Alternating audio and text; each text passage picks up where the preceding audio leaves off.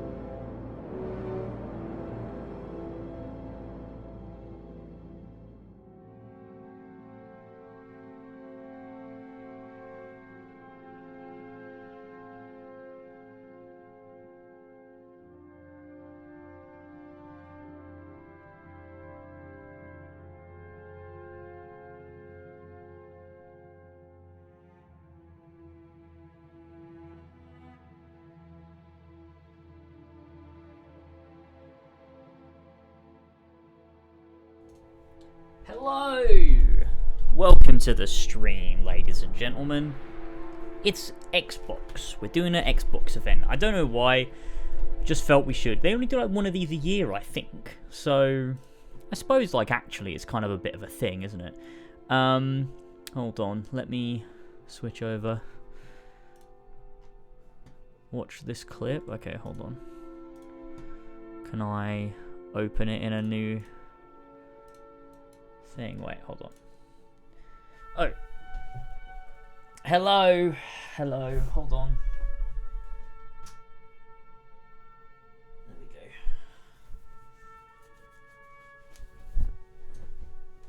go. Are we good?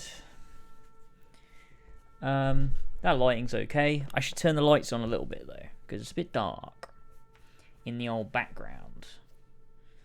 You know, want to have the lights on. There we go. I'm feeling pretty good about that. Hold on.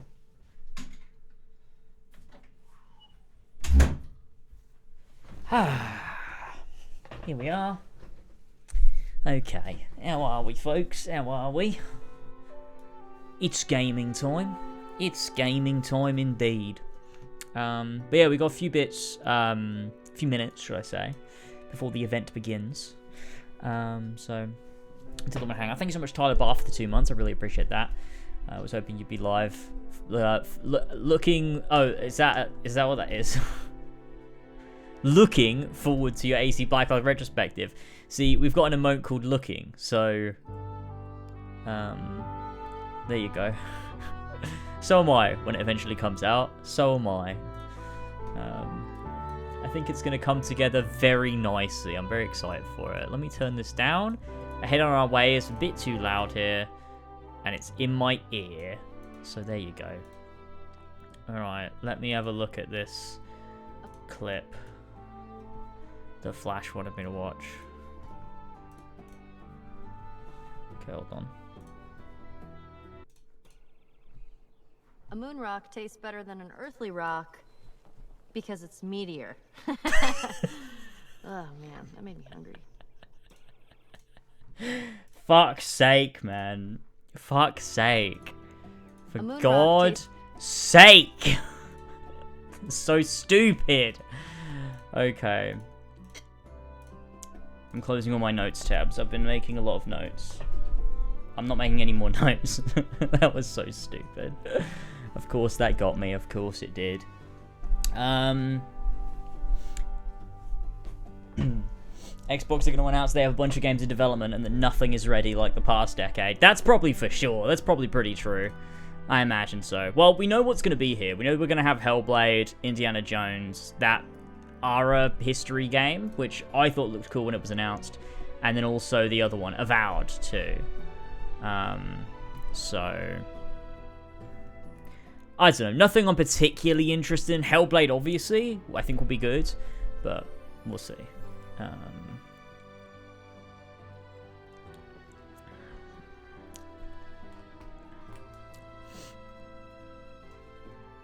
I didn't realize looking is an emote. Yeah, it fucking confused me, because Flash has added like 100 emotes to the channel, is what he said. So we just have a shit ton of emotes, and I don't know what half of them are, or what they mean. I haven't really had a good look. But I love emotes. I mean, I have so many spare slots on BTTV. I have an insane amount of spare slots that I just haven't used. How many do I have? I still have... Wait, hold on. I need to go personal? No, channel emotes. Yeah, I still have 300 slots that I haven't used. It's genuinely insane, because I pay for it every month. And every month, you get a free slot added to your slots. So I've paid for it for a while. At least I think that's what it is. It might be... No, 15 every month. I get 15 every month. And I've hit the max of 500 a long time ago, but I've never actually filled them out, because I don't have 500 emotes that I want or need. But to keep any of them past 50, I have to stay subscribed. So I just will, because why not? I like it. I have a glass of red wine. I haven't had wine in a while, so I thought, why not crack it out for Microsoft, you know? Why not crack it out for Microsoft? But yeah, I'm not really sure what's gonna be here, or what they're gonna look like, should I say. We know exactly what's gonna be here. I'm actually curious what Indiana Jones looks like. I mean, Machine Gun Games developing it, to me at least, makes me at least interested. Avowed looked interesting, but hopefully it's not shit. Then again, it's Xbox. Yeah, I mean, the original trailer for Avowed looked cool. It was like their answer to Elder Scrolls, and then we saw the trailer that was like a gameplay trailer, and it was like, oh. Don't know. What did Machine Gun Games make? Machine Gun Games. I don't know what they even make. No. Wait, is that what it's called? No, it's just Machine Games. I'm a fucking idiot. Sorry. I'm a fucking idiot. Oh, Wolfenstein. Interesting. Oh, so because a lot of people have been talking about, will it be third person or first person? I get why, because they're like, oh, well, Machine Games does a lot of first person stuff. Well, everything they've done is first person. Wolfenstein and Quake. But then Indiana Jones won't be. That would be so funny. It's obviously going to be third person. It'd be mental if you made an Indiana Jones game and it was first person. Sliding ones here and there. But I did add a... Any chance of other games or just what they've said so far? I don't know. There might be some other things, because I think there was last time, right? They announced like Hi-Fi Rush, and then it launched in the event or whatever. That was the thing that happened last time. So they might have other things. But I doubt it'll be anything that big, right? I don't know. We'll see. We'll see. I like to think it's my sub money specifically going to fund it. Yeah, I mean, I can think of it like that too. Me waiting for my Steam Deck, which apparently comes at 7 PM. Oh, hell yeah. Steam Deck is the best thing I ever bought. That's absolutely a lie. It's definitely not the best thing I've ever bought, but in recent memory it is. It's the best piece of technology I've ever bought. I fucking love my Steam Deck. I think it's cool and awesome. Did I miss it? Am I too late? Give him here. Giovanni. No, you didn't.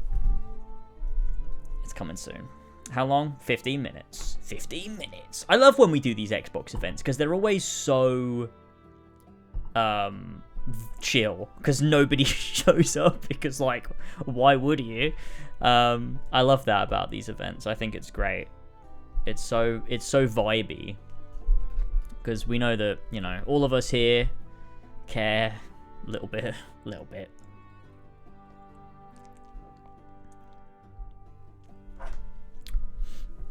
Todd Howard produced, by the way. What? You just mean Machine Games because they're like part of Bethesda, right? Right?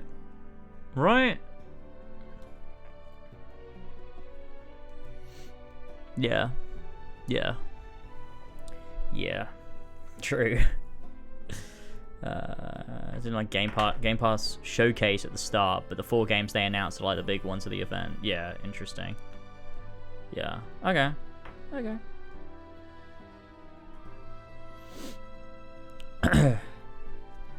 But you know.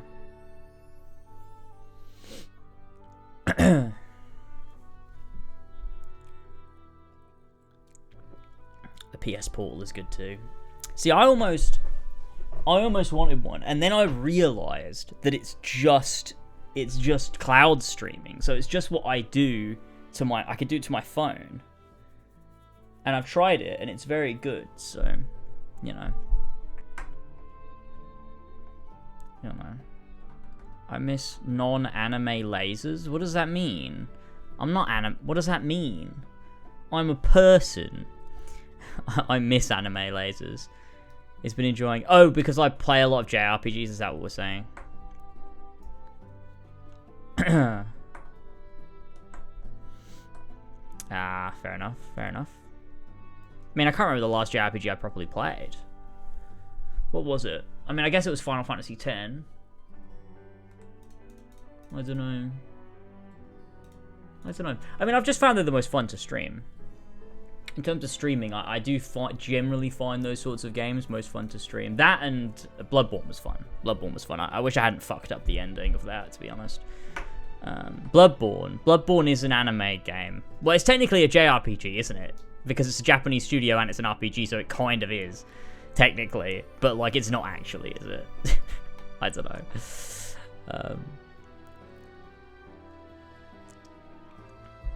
So for the special events, yeah. Well, you pick and choose who you want to come to. It's all good. Persona 3 comes out in 2 weeks. Oh my god, yes! Oh, yes! Oh god, I can't wait. That's going to be the best shit ever. But I'm not going to be playing on release because I have to wait. But I can't fucking wait, man. It's going to be so good because that's so annoying.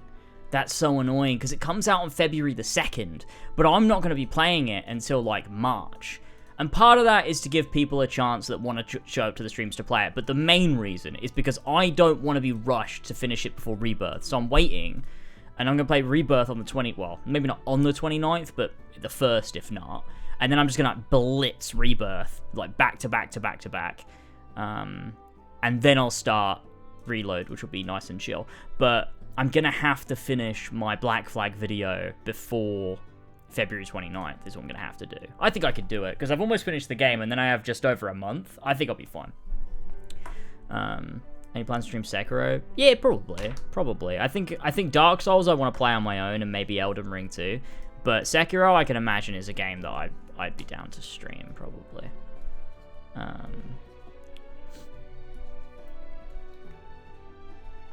Finally played Cyberpunk. It's been an amazing game. Yeah, I'm going to give it a go this year. I'm going to make it into a video, probably. But, you know. I'm looking forward to giving it a go. I'm currently attempting to beat Final Fantasy VII Remake on hard before Rebirth releases. Probably won't finish before release, but hey, I got to get my bearings before it comes out. Yeah, I mean, that's fair. That's fair. I mean, that sounds like my personal hell. Which I almost did that, actually. But then I realized, well, of course I'm not going to do that because I'm working on a big video. So... I don't know. How long did it take you to make your last Assassin's Creed video? Surely it'll take longer than a month Black Flag to be done. Well, see, that's the thing, right? With Assassin's Creed, I tend to get them done pretty quick because I know them so fucking well, unfortunately. So I tend to work through them quicker. That AC1 video I made in about 3 weeks, I think, the whole thing, which is actually fucking insane, but I wanted it done before we went to Italy, so I could just fucking relax, and the video was out, and that was fine. So I remember it did take me about 3 weeks, I think it was 3 weeks, and then I put the video out, from starting the game to the video being complete. Yeah, so I reckon I reckon I've got plenty of time to do this Black Flag one. I think I'll be okay. I mean, I don't know Black Flag as well as I know AC1, but we'll see. I'm actually going to double check. If I go into my AC1 footage folder, where is it? There it is. And then I go, when did I start playing it? When was this file created? March the 1st. Yeah, so yeah, 3 weeks, because I finished it just before we went.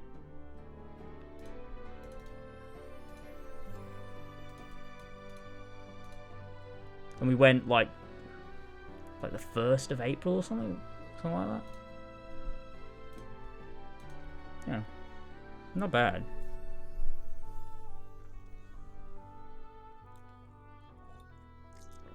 But yeah,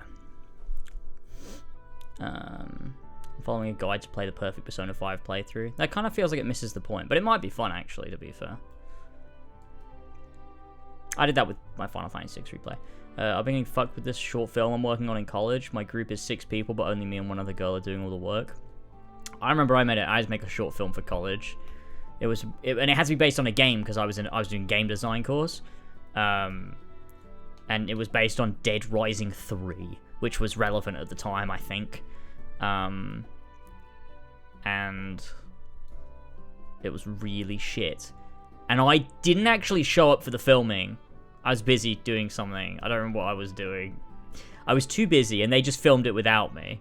There's one other guy in our group didn't do a single thing at all. I edited the whole thing. So these 2 guys did the filming and acting together, and then I edited the whole thing together because no one else could do it as well as me, obviously, like as efficiently. And then the other guy in our group did absolutely nothing at all. So there was that. Any interest in Dragon's Dogma 2? Oh yeah, I think it looks really cool. I need to play the first one. I don't know when I'm gonna do it. I have it. I own it. I just don't know when I'm gonna play it. I need to find time to play it, but that comes out soon too. Oh god, too many games. Remember you killed yourself over the video? And then it was awful at the start to play a new game. You don't think the same thing will happen? Wait, what do you mean? Oh, wait, yeah, you mean... Yeah. I know what you're talking about. No, I think I'll be fine. I think I'll be fine. I say that every time. I think I'll be fine. And then I'm absolutely not. No, I'll be alright.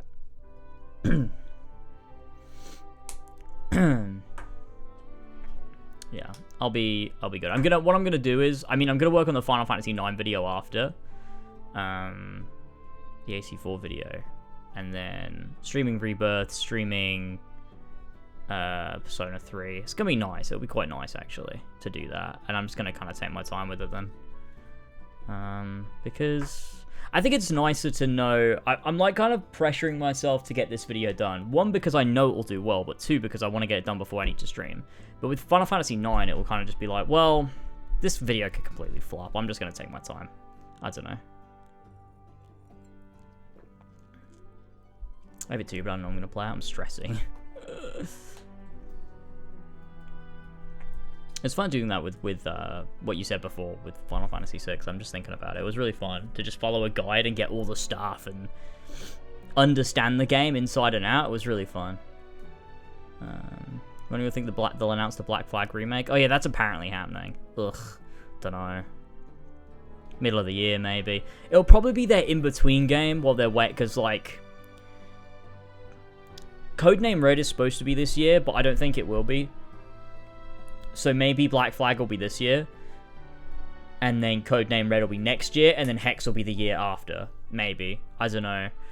I just feel like there's no way they're gonna I don't know. Maybe not. Because I guess the Odyssey team have been working on Red since 2018. Well, since 2019. So it'll have been 5 years. And I mean, their games look like they were made like inside of a month anyway. So I think they'll be fine actually. I don't know when they'll put out Black Flag then. Maybe between Red and... No, because they'll want to do post-launch content for a big RPG, won't they? I don't know. Maybe it's just not real. I hope so. I hope it's not real. Till the 9 remake is announced. Oh, God, yeah. Oh, God. I'm going to have to hope they don't announce the 9 remake while I'm making the 9 video, because then I have to somehow address it in the video. Actually, no, I don't. No, I don't need to, actually. I don't need to. No. The whole idea is that I don't address it, actually. That's the whole point, is that it's a timeless video on Final Fantasy IX, and I will not acknowledge the remake exists. So actually, it's fine. It's actually fine. For my film, it's only me and this girl doing all the work, and the other 4 should be doing the group. We've got full cast by ourselves, and just this morning our main actor said he can't do it anymore, like 4 days before filming. Oh fuck. Mac, thank you so much for the 25 months. I appreciate that. Thank you so much.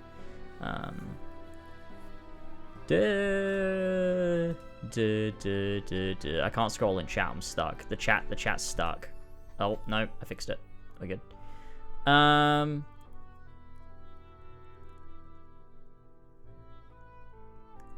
Yeah, we should have been listening to Skyrim music. Wait, let me find one.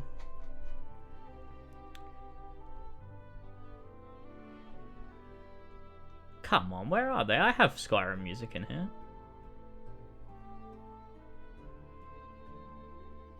This one.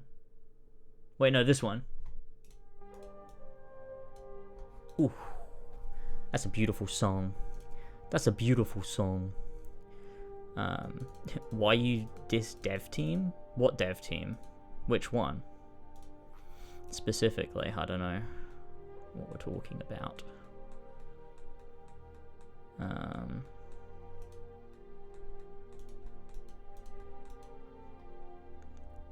don't have time for new games. I'm lucky enough to watch 2 to 3 films in a week. A little bit of Baldur's Gate 3. Yet to finish my first playthrough. Yeah, that's what most people are saying.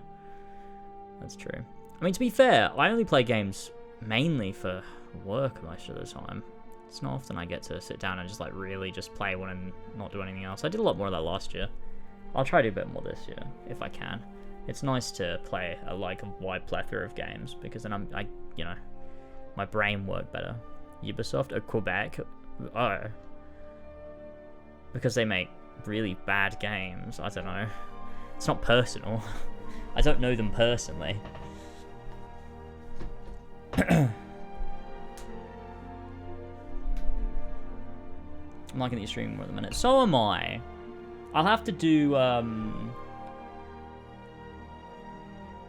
start Pokemon soon. I was thinking of, if I can find time, maybe streaming Pokemon and then streaming Chrono Trigger. I was thinking about doing that. I don't know whether it's like a good idea, but I would like to do both of those. Because then I get it's Lasboy videos out of it too. So, you know. I'll do Catherine one day. I will do Catherine one day. I don't know if I want to do it right now. I want to go into Persona 3 Reload, Atlas Fresh, where I haven't played an Atlas game since Persona 5. I feel like it would be, I don't know. I'll work tonight at 10:30. Oh god. That's rough. Why Chrono Trigger? I don't know. Actually, no, I do know. I do know why. I want to watch Andrew Blewett's video on it that he's working on that's coming out soon. He's put like a preview of it up on his Patreon, which I pledged to. I really want to watch his video on it, but I haven't played it and I don't want to like get it spoiled. So I was like, fuck it, I'll play it. I can give it a go, see what the game's all about, and then I'll be able to sit down and watch his video on it, because he's one of the best sort of video essay retrospectives out there currently. For me anyway, I really love his stuff. His Final Fantasy VI retrospective was brilliant. And I'd love to see what he has to say about Chrono Trigger, but I haven't played it, so, you know. And I do want to play it, so it's two birds with one stone. Thank you, Mac.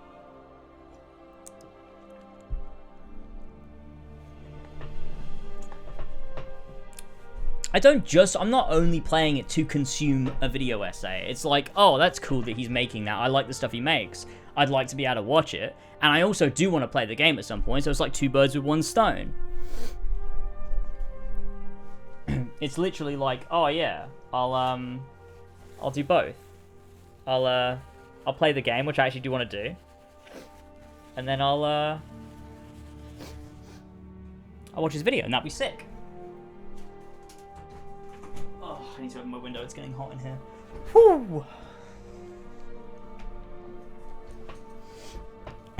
What do you mean? This is like the same thing you do when I'm like gonna stream a game. You're like, oh, I need to beat Final Fantasy, you know, Final Fantasy 8 before James streams it, because like you literally do this, but with streams instead of video essays or retrospectives.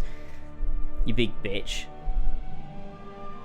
I played all those before. Yeah, so that's even weirder. You know what happens in them.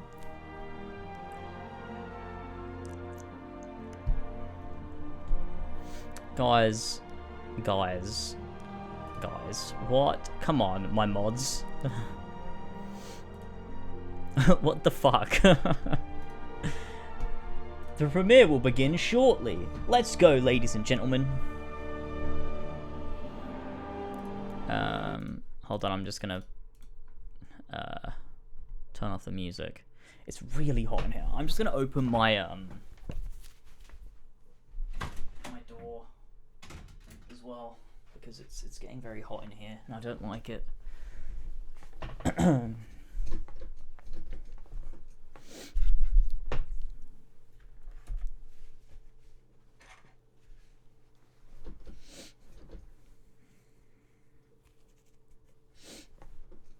Okay, come on, let's begin.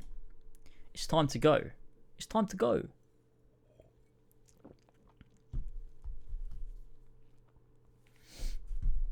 I'll close my window when it starts, because I don't want to be like, well, I'm not going to be shouting, am I? It's fucking Xbox.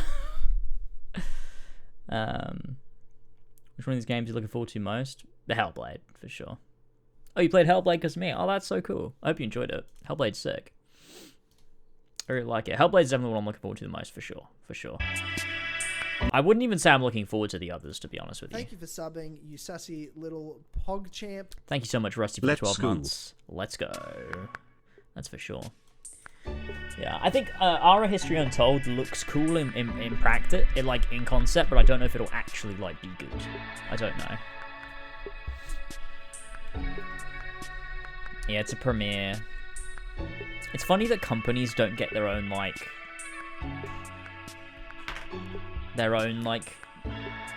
thing before it. No, it's not a stream. I mean, it's just a direct. It's like a Nintendo Direct or a PlayStation,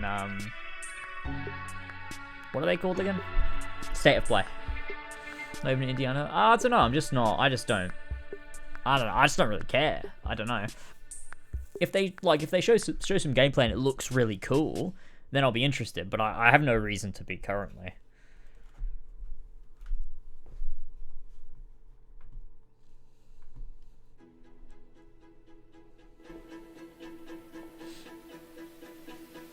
Look at them all go into their office to make games.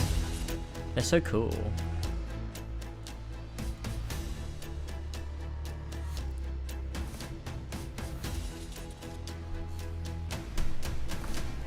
"18, finally, porn." Shit, I better bring back the guy who's watching the stream on his thong.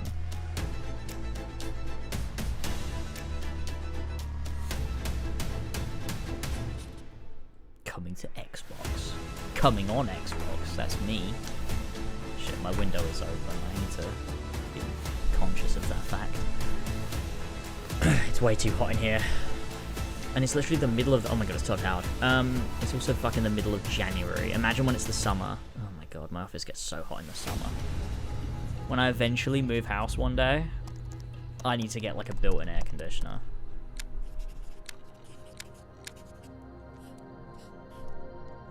Develop Direct 24. Oh my god, Avowed.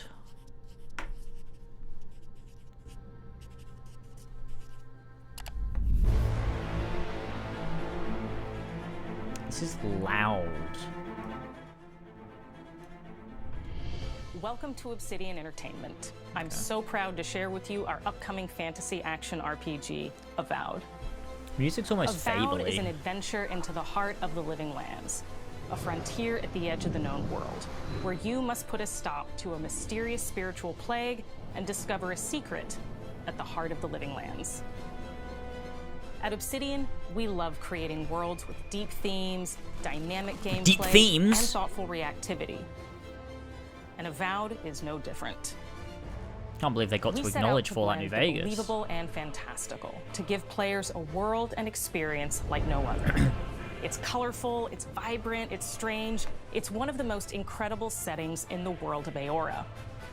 There's going to be a lot of great secrets to discover, one of which has a really personal connection to you as the player character, and you're going to have a great time getting to know those secrets That's and like a leaving your mark on threat. the world.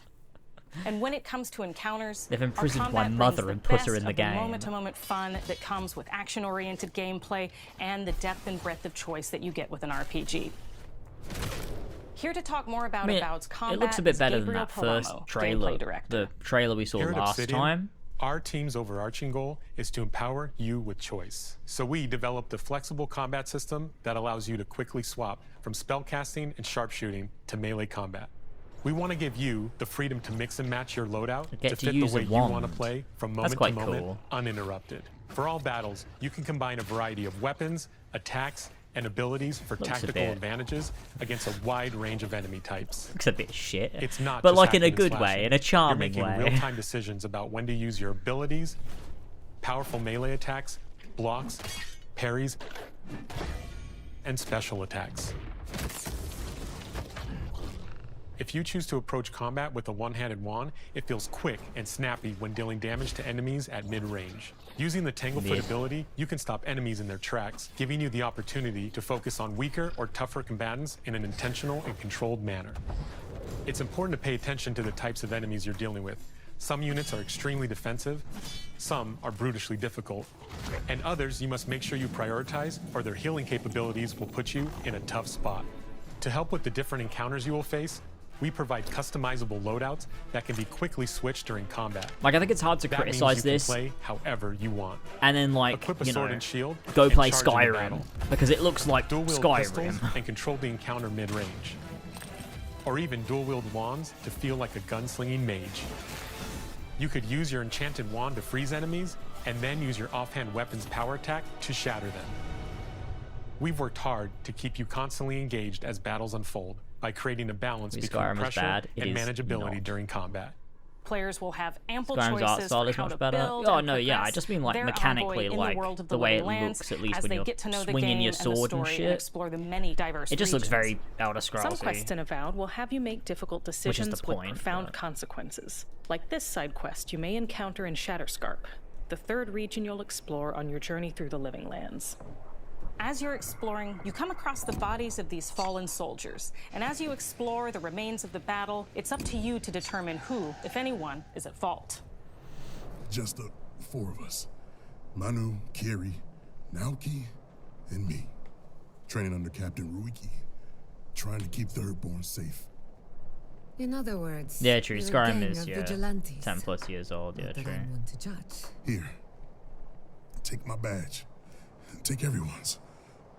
Our families deserve to know we fought. But I and don't mind died too for much them. about the presentation if Making the the game right is choice like isn't always what it fun. seems. We So embrace moral nuance I and don't gray know. areas, trusting players to make tough decisions in complicated situations. My squad and I rested in the cave by the water last night, and as we were sleeping, we were ambushed by those miserable Zorips. I don't was so like the surprised that generic American It accents. was so dark. I just got separated from everyone else. Look, I can't face those monsters alone, but I have to know if anyone else made it out. Of course he did. Sergeant Asui never has a thought. Games don't he have to won't be say out fun. loud. Okay. So what did he tell you? If they're trying to make a That Captain point Ruiki was sick? by That removing I was fun, paranoid? then yeah. That I was a But I dumb don't baby? think that's what Avowed is I heard it trying all to often, do. and loudly. Wait, if you found Sergeant Asui, why is he not here with you? It's the classic haircut, happened? yeah. At the end of the quest, you have a choice. When you confront Private Naoki, if you believe the story he's told you, you can hand over the badges I get and it, let him go kid. back home. You're right. Real battle isn't something you can prepare for, is it? It's not my fault. No, they should have ban never have you, camped in the Flash. cave. I'll take You the just wait. badges. I'm going back to Thirdborn. But if you confront him, if you believe that he fled the site of the battle as an act of cowardice, then he might challenge you to a fight to reclaim his honor. Either way, when you return to town, you'll see the consequences of your actions and the choices you made during this quest. Creating an immersive experience like Avowed is anchored in the world we build. Art director Matt Hansen and the team have worked to create a unique, colorful, and dynamic visual style. From the outset, we knew that we wanted Avowed setting to feel rich, weird, and wonderful. Yeah, it is weird to We market found it, that's inspiration in true. a wide swath of real-world cultures, Because helping us Skyrim create a never unique really RPG marketed the experience combat from memory, but by I'm not contrasting the vibrant with the dull, or verdant spaces with sickly ones. We can better deliver complex emotional experiences for our players. sure. I mean, that's good, because the The Outer Living Worlds was Lands just is a the same continent planet of over and over again. untamed valleys with widely varied biomes, from luxuriant forests to volcanic wastes. And each of those regions itself is a conflux of storied landscapes. All of the regions have a lot of special things associated with them, but I have a deep place in my heart for Shatterscarp. As you're wandering the wastes of Shatterscarp, you might notice off in the distance a vibrant jewel of color. By transitioning from destitute, muted tones of a wasteland of sand and marching in towards a beautiful oasis, there's the opportunity there for life, for adventure, and even a little danger. We hope you've enjoyed this look at Avowed. It looks We're thrilled to share more about the fine. game in the coming months. Oh, and they we did can't market wait it? for Okay. you To be fair, I explore didn't watch the a lot Living of Lands when Skyrim Avowed marketing. launches I this thought it fall. looked shit. And then I played it because I saw the Yogscast play it, and I was like, oh, this actually looks really cool. And then I played it and realized I was completely wrong.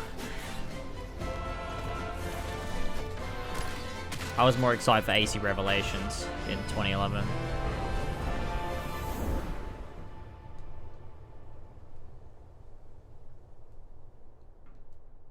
Yeah, I mean, that looked fine. It looked fine. I'll probably play it because it's Obsidian and they've got, you know, I've goodwill. But that didn't like make me go, holy shit, this looks insane. You know, just like, it looks fine. Looks fine. I'm sure I'll play it. I'm sure it's one of those games that I'll play. You know, like I did with the Outer Worlds. Oh my god, yes, let's go. Let's go, Hellblade. Now, Hellblade is a game. Hellblade is a game.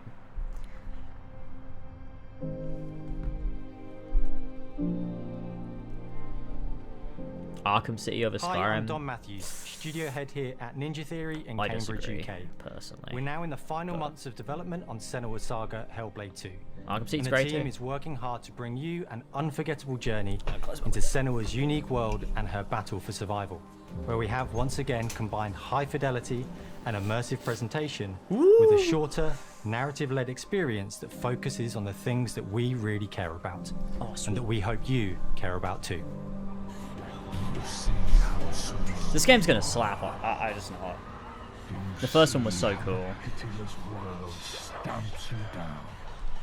Senua is back with a new quest. She wants to stop the Vikings who raided her village right at their source, in Iceland. But not just her quest has The Icelandic changed. sagas. Senua herself has grown since the first Hellblade. She's made peace with her past and is no longer in such fear of her visions and voices. While the Furies are still her constant companions, she encounters new people along the way, some of which will value her unique perspective, and others who will reject it. Little by little, this settlement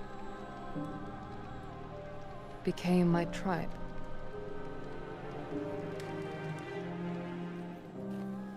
In the game, Senua arrives in 10th century Iceland on the trail of the Vikings who have been enslaving her people. In the story, we're trying to be as faithful to history as we can up to a point, establishing a solid framework and then building more surreal elements on top. Senua will face up to giants who have plunged the land into chaos, and which in turn has seen the rise of the Droiga, a violent threat that has swept through the settlements. Wait, that's how you say that? Senua will make new enemies and also new allies who will come to see her unique perspective as a beacon of hope. And she'll discover, along with us, how this viewpoint can have its advantages.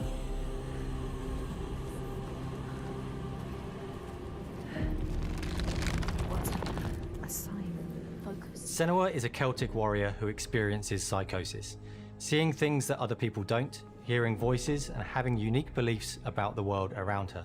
To bring Senua's perspective of the world to life in a truthful way, we have once again worked closely with Professor Paul Fletcher at the University of Cambridge, as well as people with lived experience of psychosis. What does that mean?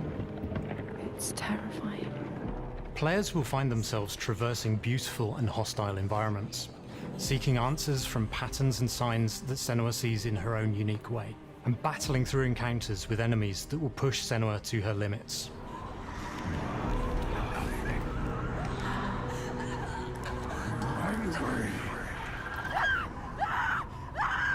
On Saga, we've taken everything to the next level.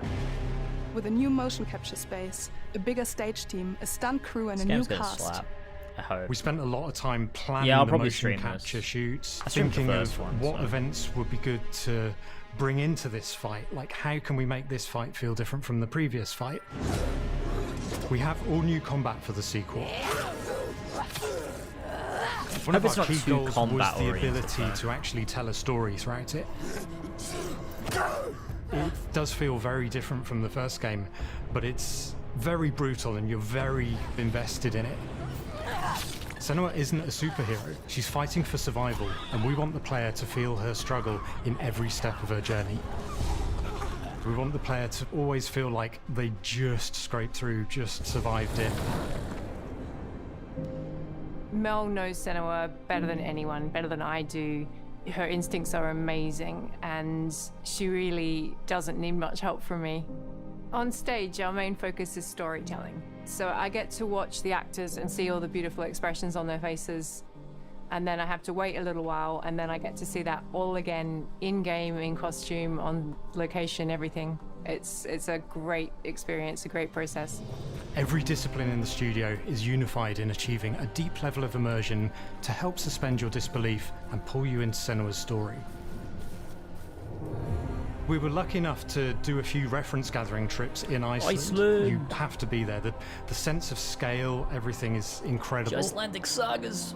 And you see a scene or you see a small section of the game and you're like, yeah, that works, that's amazing. Senua experiences reality differently, and a part of this manifests in the voices she hears. She will collapse. She will collapse. These voices come to life through binaural audio, which provides a good representation of this type of auditory hallucinations. As we focus in immersion, binaural audio is perfect for this because through headphones, you surround yourself in a three-dimensional space. In the first game, we only applied to the voices that Senua listens in her head. In this game, through a spatial audio technology and some extra little things within the game, there is music that is binaural. Every single sound has the potential to be binaural, so everything is spatialized around you, and it's a very beautiful experience. What will we do to us? Music is a strange language in the sense that it speaks to our emotions fast and deep. It's not only about quality, it's about personality. So when you listen to Hellblade, you know it's Hellblade. On the music, we are working with Heilung, which for me is a personal privilege because I really admire them.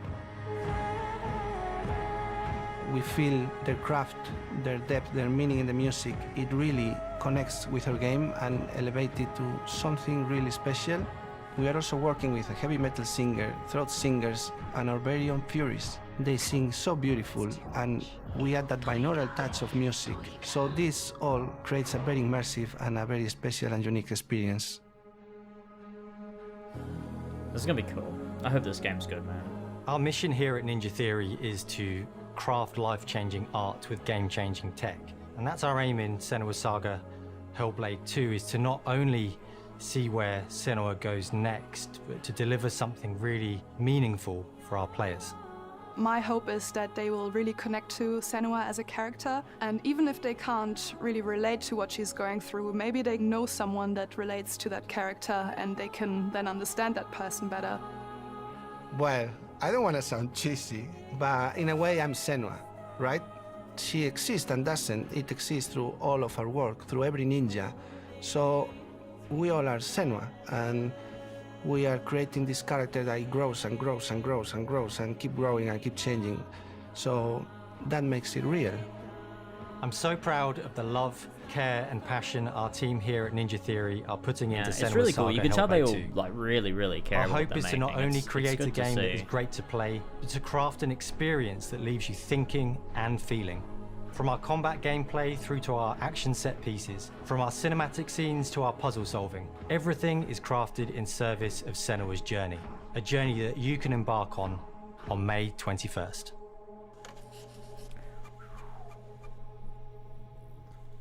Heck yeah. That's gonna be sick. That's gonna be sick. I can't fucking wait. The first game was so creative and interesting and, you know, artistic and what have you. I just hope the second one can live up to it. I hope it's not where it's one of those sequels where it's like, it's like not as good as the first one, but it was also quite good. Hopefully it's, you know, better than the first one, you know? But I think it's very possible. Alright, what now? Square Enix, why would you, why do you have to do that to me? What's the point? Why? I came here to get away, and now you're putting this on me. For God's sake, Xbox, why? Greetings, Xbox players. My name is No matter where I go. Producer for the Mana series here at Square Enix. 聖剣伝説 Visions of Mana の情報を Xbox ユーザーの皆さんにいち早くお伝えできる機会をいただけて大変光栄です。コンソールゲームとしては約17年ぶりとなる聖剣伝説シリーズの完全新作。聖剣伝説シリーズは1991年にファイナルファンタジー外伝として For fuck's sake! マナと聖剣をめぐって描かれる It got a mention! 個性豊かな God キャラクタ damn ーたち it! 心に響く楽曲の数々武器の特性を生かして戦うアクション RPG としてこれまでに17作発売され長らく愛されてきました。本作は30年以上の歴史あるシリーズの最新作となるためこれまで培われてきた聖剣伝説としての世界をしっかり感じられるものを目指して鋭意制作中です。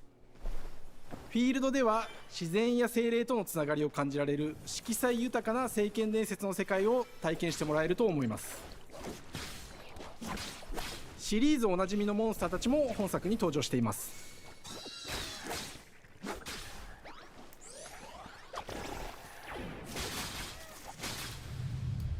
今回これらのおなじみのモンスターたちを作り出した聖剣伝説の生みの親である石井浩一さんとともに聖剣伝説ビジョンズ・オブ・マナの内容を紹介していきたいと思います。 Hello, I am Koichi Ishii from Gretz. Oh my god. I am so happy to introduce the newest game in the Mana series to Xbox players. 初期の頃からシリーズ作品に登場しているモンスターたちは私が考案したものですが、中には小学生の頃すでにイメージができていたものもあります。今作では初めはドット絵からスタートしたモンスターたちをどのような形で最新化して聖剣伝説ビジョンズ・オブ・マナに落とし込むか、デザインの方向性からモデルの完成イメージまでを監修する立場でプロジェクトに参加しました。聖剣伝説ファイナルファンタジー外伝を作っていた頃から自分の頭の中ではモンスターたちが立体的に生き生きと動いて、これまで自分が携わった作品ではそれらをどうやって当時の技術で表現できるかにこだわって作ってきました。最新作では聖剣伝説のモンスターたちのただ可愛いだけではなく、Yeah, I love how he 部分も dresses. しっかり It's と so cool. 表現できているので、バトル中はモンスターたちの表情にも注目してください。これまで聖剣伝説シリーズには空を旅する海を渡る手助けをしてくれる頼もしい仲間たちがいましたが、今作には広大なフィールド探検に欠かせない新たな仲間が登場します。 That looked so weird. It didn't look like he was the one ピ speaking. ックルも石井さんが新たに考案してくださっています。新たな仲間を考えるにあたっては、今作のマスコットキャラクターになるくらい可愛い動物にしたいという漠然とした思いがありました。その上でヨークシャテリアの毛並み、見た目はアルマジルによく似た仙山港や古代エジプト神のアヌビスの子供といった具体的なイメージが浮かんできて、それぞれの特徴を取り入れながらラフデザインを書き起こしました。 Look at that デザイ guy. ナーにも He looks ア like イ an デアを出して Assassin's もらい Creed ながら Valhalla mount. 足の長さや丸まった時のイメージなどゲームの中での見え方も考えながら調整を重ねていき、ピックルは誕生しました。 Interesting. もう That's 一つ cool. の挑戦は楽曲面です。過去さまざまなコンポーザーが携わられた楽曲の雰囲気が感じられつつも、最新作として素晴らしい新たな楽曲が生まれました。 BGM でもしっかり聖剣伝説シリーズらしさを感じてもらえると思います。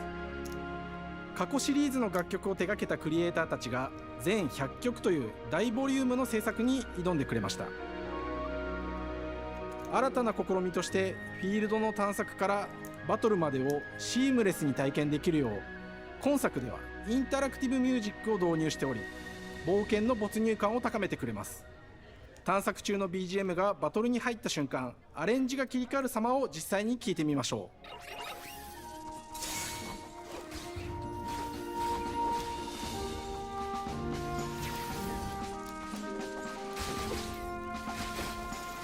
Looks really nice. I like this. 今作はアクション RPG 聖剣伝説のアクション部分が強化されています。空中でのアクションがバトルの鍵となっており、武器での攻撃だけでなく魔法での攻撃も可能になっています。そして本作ならではの特徴として、聖剣伝説シリーズではおなじみの精霊たちがいますが、その力を宿した武器を使うとバトルを手助けしてくれるようになります。精霊によっては様々な特性の違いがありますので、その効果とともに聖剣伝説の世界らしい不思議な力で爽快なバトルを楽しんでいただけます。オリジナルモンスターやピックリにも注目してほしいのですが、聖剣伝説ビジョンズ・オブ・マナは聖剣伝説らしさを感じてもらえる作品になるよう、小山田君を中心にチームのみんなが頑張って作ってくれていますので、ぜひ発売日を楽しみに待っていてください。私自身もプレイするのを楽しみにしています。聖剣伝説シリーズとして初めて Xbox ユーザーの皆さんにお届けする本作聖剣伝説ビジョンズ・オブ・マナは今後も様々な情報をお届けしていきますので、ぜひご期待ください。この夏、この忘れられない冒険を Xbox ユーザーの皆さんに楽しんでいただける日が今から待ちきれません。 Wow, epic style. That was cool.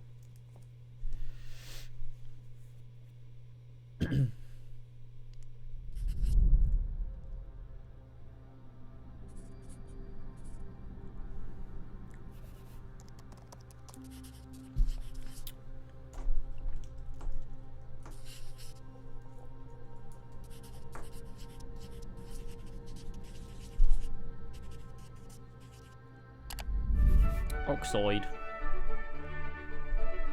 This is the... Hello, and welcome to Bang. Oxide Games. We founded the studio in 2013 with our decades of personal experience building some of the most beloved strategy games of all time, like Civilization V.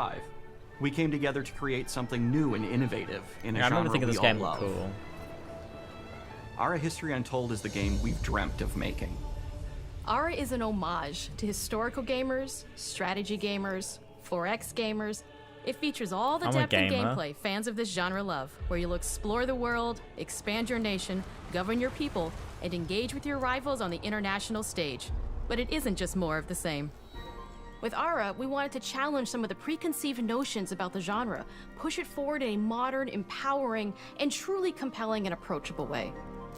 For example, we have over 100 instruments on display in the office, which are all things that we purchased in order to add to the soundtrack and expand the game and make it really good.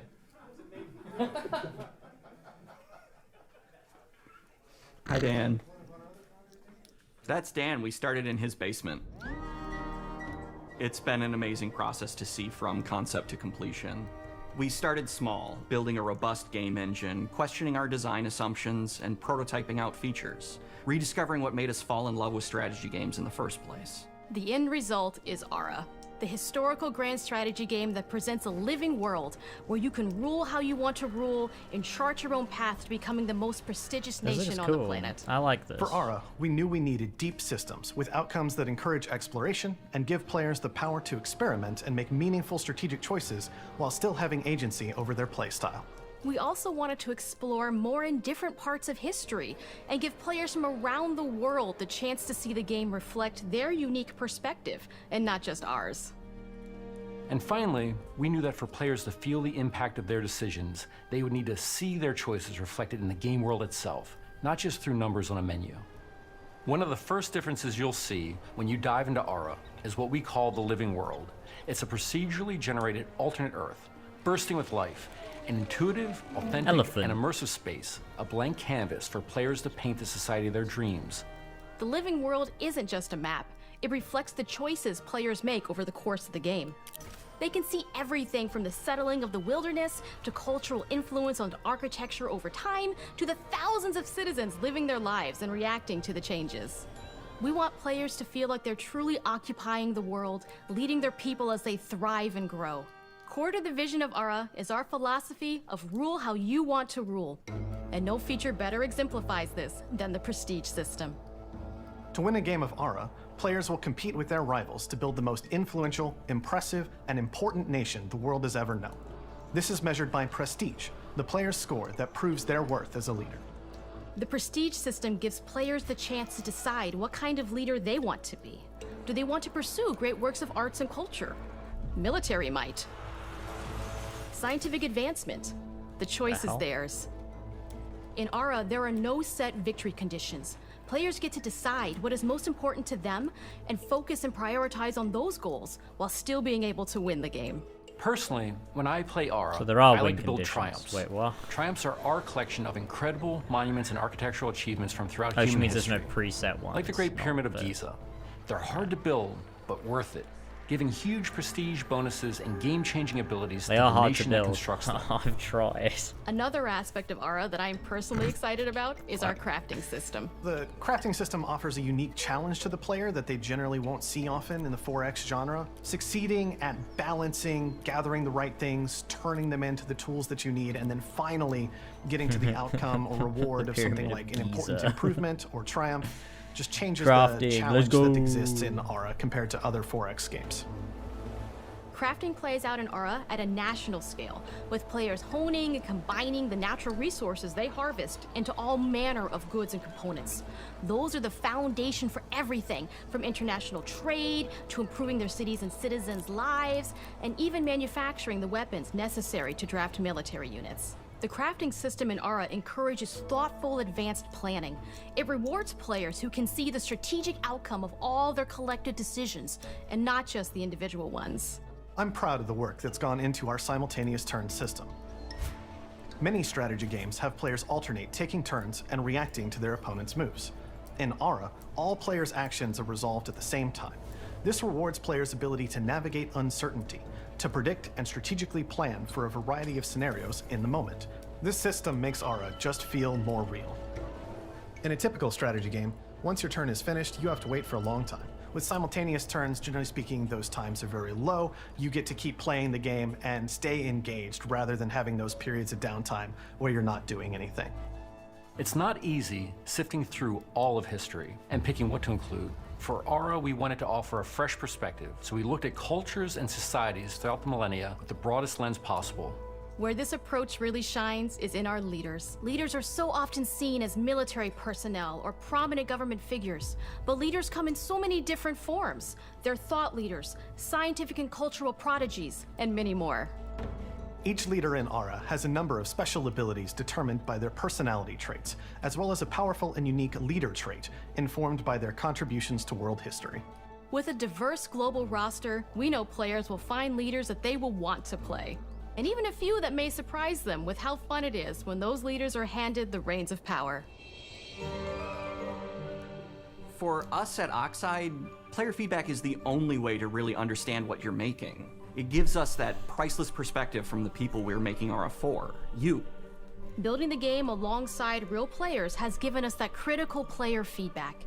In the end, we believe this makes for a deeper connection between the players and the game. One of my favorite examples is when we first introduced the concept of dangerous wildlife to the game. It turns out, in our first iteration, it was maybe a little bit too aggressive or disruptive. We knew we should probably make a change when one of our insiders made a forum post that was just, "Cougars, cougars, cougars, I hate cougars! Someone get these feline demons away from me." I'm happy to report, based on more recent feedback, that I think we ended up in a good place with the overall threat level of mountain lions to a player's citizenry. It's been years of hard work to bring you a strategy experience Wow, like I no love my other. cougars. And we're so excited We know, that we can Hammond, finally see we the know. finish line. We can't wait for players to get their hands on the game later this year. But the launch of Ara is only the beginning. We are going to maintain our insider program after the release date and continue to listen to players and support the game into the future. On behalf of everyone at Oxide Games, thank you for joining us today. We can't wait for you to play Ara and to create your own history. History is our playground, you might say.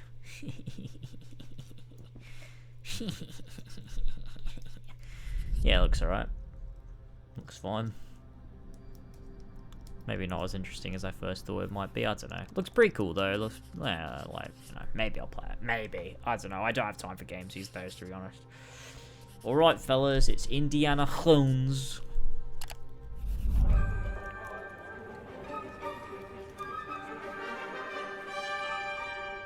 Hej och välkommen till Uppsala, Sverige, här hos Machine Games.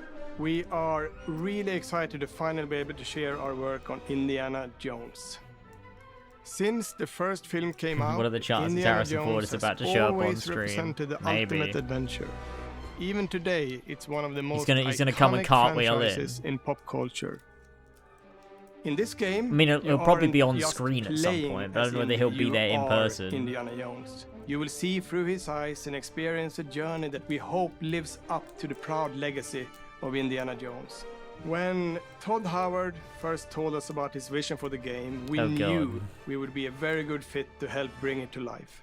I've wanted to Someone's make an holding a Indiana gun Jones to his game head. Oh, forever. God, no! I had this idea for what it would be like and the story, what Indy was going after, what period of his life it was in, what kind of arc he was going to have. Can we just see the and as the game? years went on, I thought, who would be like the best studio in the world to make this? And it was my friends at Machine Games.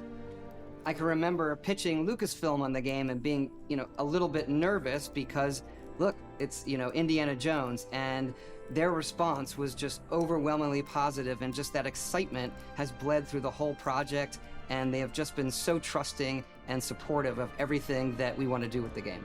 It's been a long time. I've been a fan of this my whole life, and I couldn't be more excited to show you what the team here has been up to. Let's take our first look at the new Indiana Jones game. Here Let we me tell you go. what you are missing, Dr. Jones. The While Nazis. you were playing your pointless game, I was playing you. In the game, Indiana Jones by Machine Maybe you Games. should have built yourself a life of meaning instead of ending up here, dead and forgotten in the sense of Africa. Oh, look, it's Harrison Ford.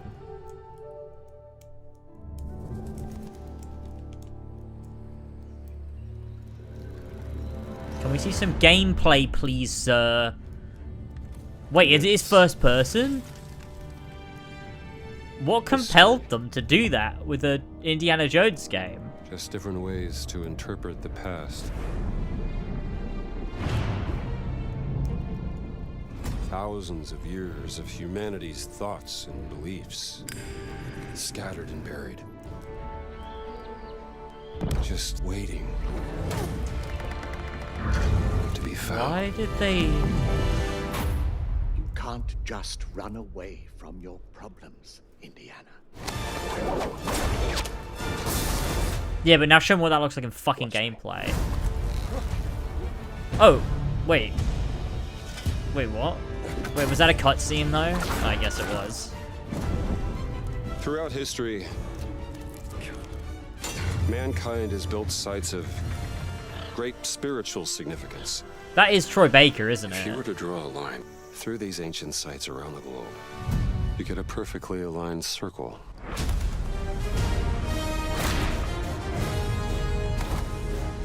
Oh, you swing in third person. I've had run-ins with these guys before. Trust me, it ain't a walk in the park. Okay, then. Let's see if you can keep up. What do you mean if I could keep up? It looks absolutely fine.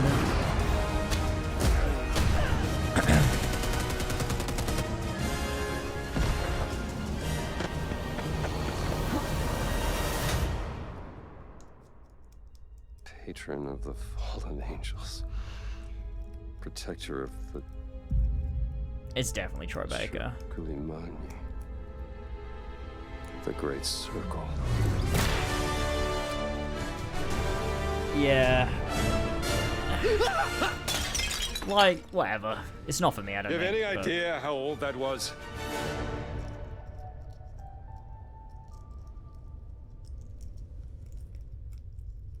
Indiana Jones is such an iconic character, and he means so much to so many people. Everyone here at the studio has their own indie stories and memories. Most of us grew up with his adventures and have been fans of the movies and the character for years. He's a brilliant archaeologist, he's a charismatic everyman, he's passionate and determined. And for us, he's synonymous with adventure. Now we have the opportunity to tell a new Indiana Jones story for a modern gaming audience. Our game is all about putting you in Indy's shoes, letting you see and feel what he sees and feels.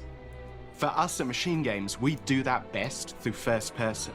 It's the ideal perspective so- to bring you into but the then- rich, exciting, and interactive world we've built. But then why are you making We it, is believe the that question, being really, up close isn't and it? personal to the adventure is key, making each action feel like your own.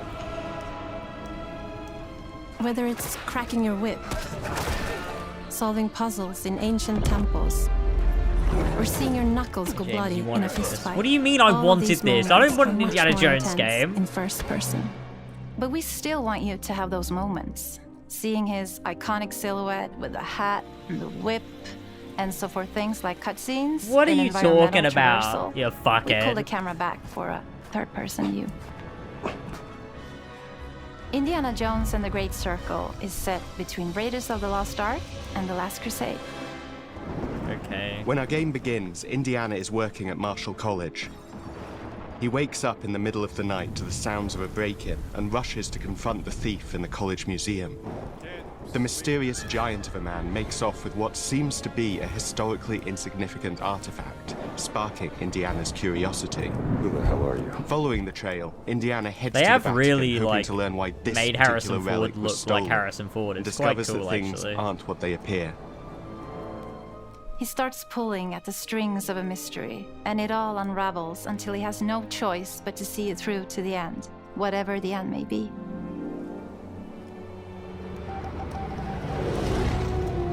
On next plane to Rome. Stop. Need help. Stop.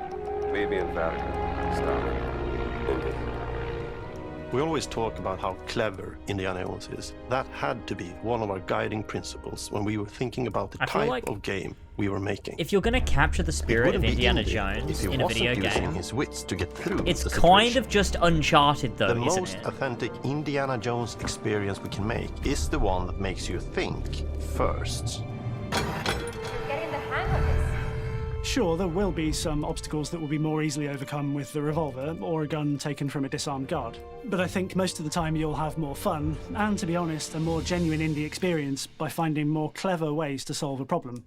We always want to be offering more solutions, whether it's trying a different path through the environment to get around enemies, observing enemy patrols and using them to your advantage, or using the tools at your disposal, like the whip. It's an amazing global adventure with action propelling you through your journey. We have these really diverse environments for you to explore. Indy's journey will take him to the forgotten temples of Sukhothai, the pyramids of Egypt, the snow-peaked Himalayas, and beyond. We look carefully at each location and the time period the game is set in, and we're trying to make it as authentic and accurate as possible. We love creating rich, vibrant worlds, and in this game, we also had the goal of making it feel like a true cinematic Indiana Jones adventure. One of the biggest ways to do that is with the music. John Williams is the original composer for the Indy films, and we're really lucky to have found Gordy Hub, a composer who's been able to capture Williams' essence with his score for The Great Circle.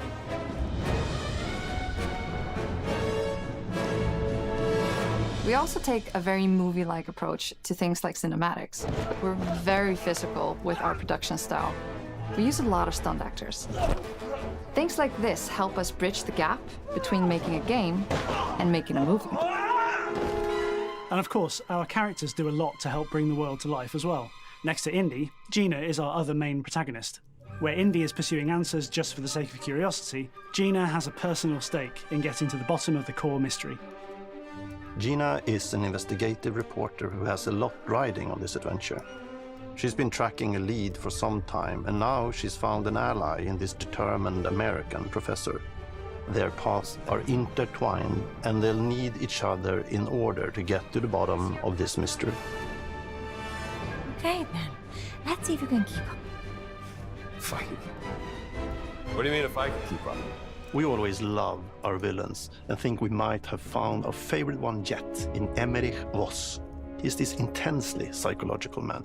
He's obsessed with the human mind and No, I don't think that's manipulating horrendous either. He's highly intelligent and the fine. perfect foil I'm for just not- Indy. yeah, They're just not both super interested. brilliant people, compelled by their passions and obsessions, Maybe it's something I'll play, but driven but down wildly different Can't say roads. I'm like looking forward He to it. creeps up on you and gets under your skin like he gets under in the skin. It's captivating. Dead and forgotten in the sense of Africa. One of our mottos for Indiana Jones and the Great Circle is adventure first. But in every indie adventure, there are always those moments where he finds himself in the action. That's been one of those balancing acts for us, and we've ended up with this sort of hybrid experience that mixes melee combat, stealth, and gunplay. I need to see an uncut piece of like gameplay so I can understand mechanically what I'm gonna be doing. Or maybe you'll just pick up a shovel and whack them on the back of their head. And when you can't use your wits, you got Indie's most iconic tool. Just like you see in the movies, one of our goals has been to make the whip as fun and multi-purposed as possible. We want it integrated into every aspect of the game. You can use it as a traversal tool to make your way around the environment. You can use it as a slowest distraction. climbing animation of all time. And yes, you can absolutely use it in combat. Everything you'd expect from Indie's whip, and hopefully a little bit more. Puzzles are a key feature in our game. The spirit of discovery is so important to Indiana Jones. Obviously, there are a handful of puzzles on the main path, but a lot of the puzzles are optional and are just there for the players who want to experience them. Epic traps, small secrets, and hidden puzzles that blend right in with their surroundings. One thing I love about our game is the level of interactivity that we have. We have this world of mystery where anything could potentially hide a secret. The more you look, the more you'll discover.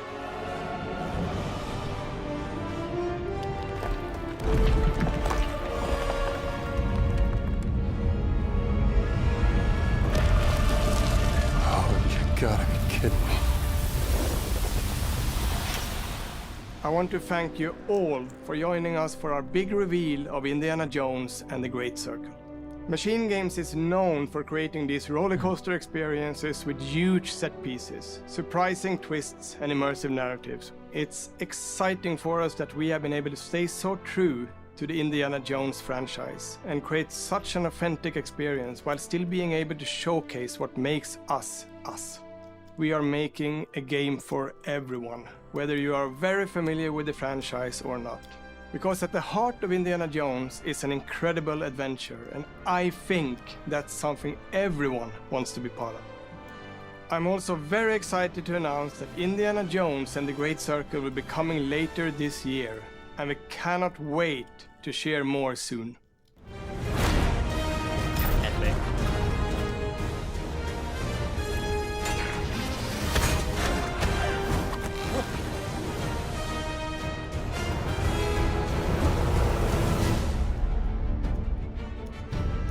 Could be good. Don't know. Might play it. I mean, it will be on Game Pass, so yeah. I'm indifferent. Very indifferent. Just don't care one way or the other, really.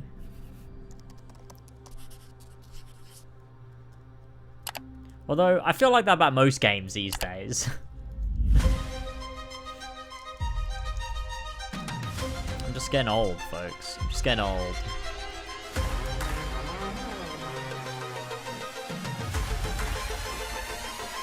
Should I take one? Is it animals, children, and game developers? Our mission here at Ninja Theory is to craft life-changing art with game-changing tech. Core to the vision of Ara is our philosophy of rule how you Nolan want to North rule. would have been really funny if Nolan North was voicing Indiana Jones. That would have been Creating actually an really immersive funny. experience like Avowed is anchored in the world we build. You I mean, aren't Troy Baker is just still pretty playing funny. As Indy, you are Indiana Jones. My name is Masaru Oyamada. 今作はアクション RPG 聖剣伝説のアクション部分が強化されています。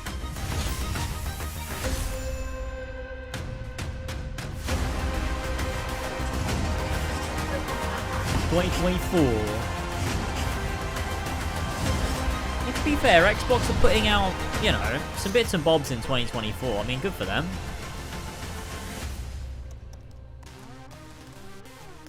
I wonder what Sony will do this year. I feel like Sony have been haven't put a lot out recently. I don't know. My God, Watch Dogs.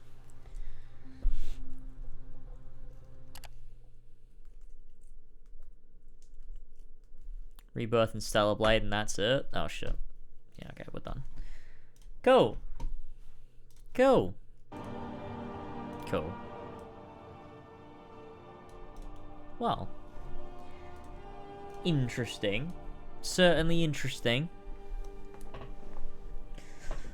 I feel like Sony never release a game or announce a game and then release it in the same year. I feel like they just don't do that. Do they? They generally don't, do they? So I feel like there's nothing they're going to announce this year that will also be out this year, unless they announce it in like the next couple months. So what else could there be? What else could Sony do? Like, the games cost too much and take too long to do that. Yeah, true. They have to get people hyped up years out. Like, what else? What is there? Ghost 2 is like... Yeah, that's the next one they'll probably do. But...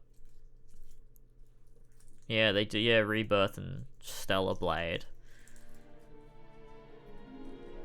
And neither are first party. Wolverine's next year, right? No, it's not even next year. Wolverine is set for the year after, right? Wolverine is set for 2026, right? Yeah, because Venom was set for 2025.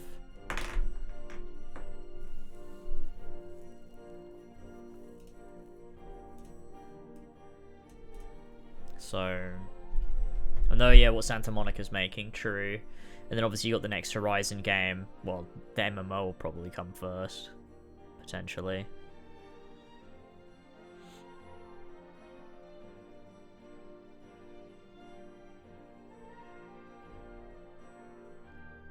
But yeah, it'd be interesting to see. I mean, that's fine. I mean, it's interesting. I always like to back Xbox and at least see what Xbox are doing, because I had Xboxes, you know, all my life, so it's hard to not be, you know, like, you know, at least interested in what Xbox is doing. And, you know, I'm sure I'll play Avowed.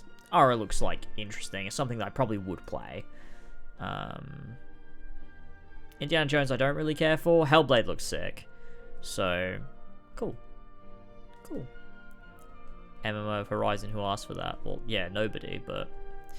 it could be good, though. Like, it could be good. I mean, I'm a big Horizon... I love Horizon. So... you know, there's an aspect of it where I'm like, well, I could play that, you know? I could see myself playing that. Because you know, just to be able to spend all my time in the Horizon world, I don't know. I'd probably end up getting sick of it and then hate it, but the idea now is like, I'd play that. I would. Just because of how much I love Horizon. Assuming it's not, like, bad or anything. It's like the perfect... I don't know, thing to get me into an MMO, I guess. Which I imagine will be sort of like a bit closer to Destiny than World of Warcraft. Where it plays a lot more like Horizon. Maybe a bit more like a Division sort of thing, you know, where it plays like, you know, like a, you know, single player RPG, but it's an MMO. I don't know. But, we'll see. I don't know. It'll be interesting. It'll be interesting. But, yeah, that's that. Damn. That's crazy. That's honestly crazy that is like a yearly thing. It's not like a thing they do every couple months. It's just a yearly thing. They do this developer direct. Which is like... we won't get another one until January 2025 now. They feel a bit small scale for something they only do 1 year. Because it feels like on the level of like a State of Play. But those come like every like 3 to 4 months. When was the last State of Play? I feel like we should get one like soon, right? Like February, March maybe? I don't know. Time for me to hop in a KH1. Why? They did have Hi-Fi Rush last time. They did. That was quite cool. They didn't do one this time. Especially State of Play in a few weeks. Okay, that'll be cool. That'll be cool. A few weeks until State of Play. That'd be cool. I'd like to see that. That'd be nice. Yeah. The Square game is cool. Oh yeah, yeah. Visions of Mana. Yeah, it looks quite cool. Looks quite cool. Probably Rebirth Focus one. Oh no! Please. I want to see new things. Nah, surely not, because Rebirth is so soon. Oh, I guess it's... Nah. It's too close to the release, I think. I think it's too close to the release. And they've already done so much marketing. Why would they need to do any more? Like, it's... I don't know. I feel like it's way too close to the release. Usually they do it a bit out, don't they? The Final Fantasy 16 State of Play is also close to release? Ah, shit. Maybe they are then. Oh, no. I've already seen so much. I don't need to see any more. And they released the demo. Oh, they will too. Oh, that's what it'll be, won't it? Oh, fuck. That's what it'll be. It'll be a whole State of Play focused on Final Fantasy VII Rebirth, and then they'll release the demo. Ah, what a waste of an event. God damn it. God damn it. I've seen too much. I don't need to see any more. It's not going to do anything for me. I've seen so much Rebirth. So much. But yeah, I feel like State of Play's gone down in quality. Maybe. I don't really remember them, to be honest with you. So that could be absolutely true, to be honest. If I go onto my channel, I should be able to find them. It's Laz Boy. Oh shit. VODs. A Dirge remaster? Oh man, if they did Dirge Reunion, I'd play that. They should call all their remasters Reunion. That's what they should do. Dirge of Cerberus Reunion. Oh shit. State of Plat. What the fuck am I doing? State of Play. I got all my VODs here. I don't know. Oh, I can't actually see what they are. Oh, that's 2019. Okay. The last one was September. No, it wasn't. That can't be right. Okay. I've clearly stopped adding them to the playlist. That's a bit annoying. Wait, was the last one also the Rebirth trailer? That was the last one? September? Huh. God.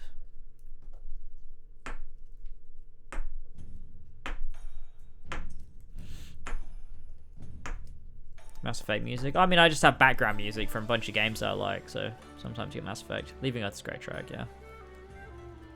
Bit dramatic, but there you go. Yeah, it'd be nice to see some new things from Sony, but who knows. Shiho just jumped. Holy shit, already?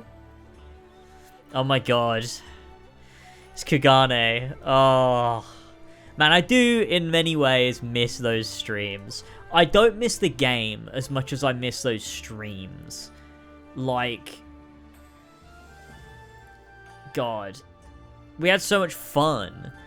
That's what made it for me. Like, the amount of fucking shit we did. It was so good. I literally said that. Yeah, I know. I'm just... You know. I told you I was wrong. Well, it's a bit of both. But it's definitely like the streams more than the game.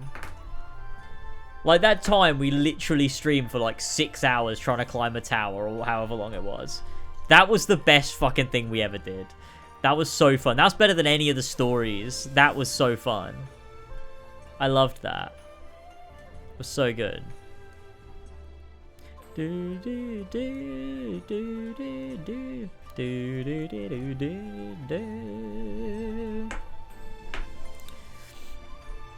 I am planning on playing Persona 3 Reload. I'm going to stream it. The plan is I'm going to work on this Black Flag video all the way through to February 29th, and then hopefully have it done. And once I've released it, and I put out the secondary video on Patreon, and that's all sorted, I'll stream through Rebirth in one go. Not in one go, but like in a few, like in like a week or something. I'll just like blitz it, and then I'll jump into Reload on stream. That'll be cool. One thing I need to do, and oh man, I really am like stressing out about it. I really don't want to do it. Is I need to sort out Patreon. I need to relaunch Patreon, and I need a Jazz Lounge. But you know.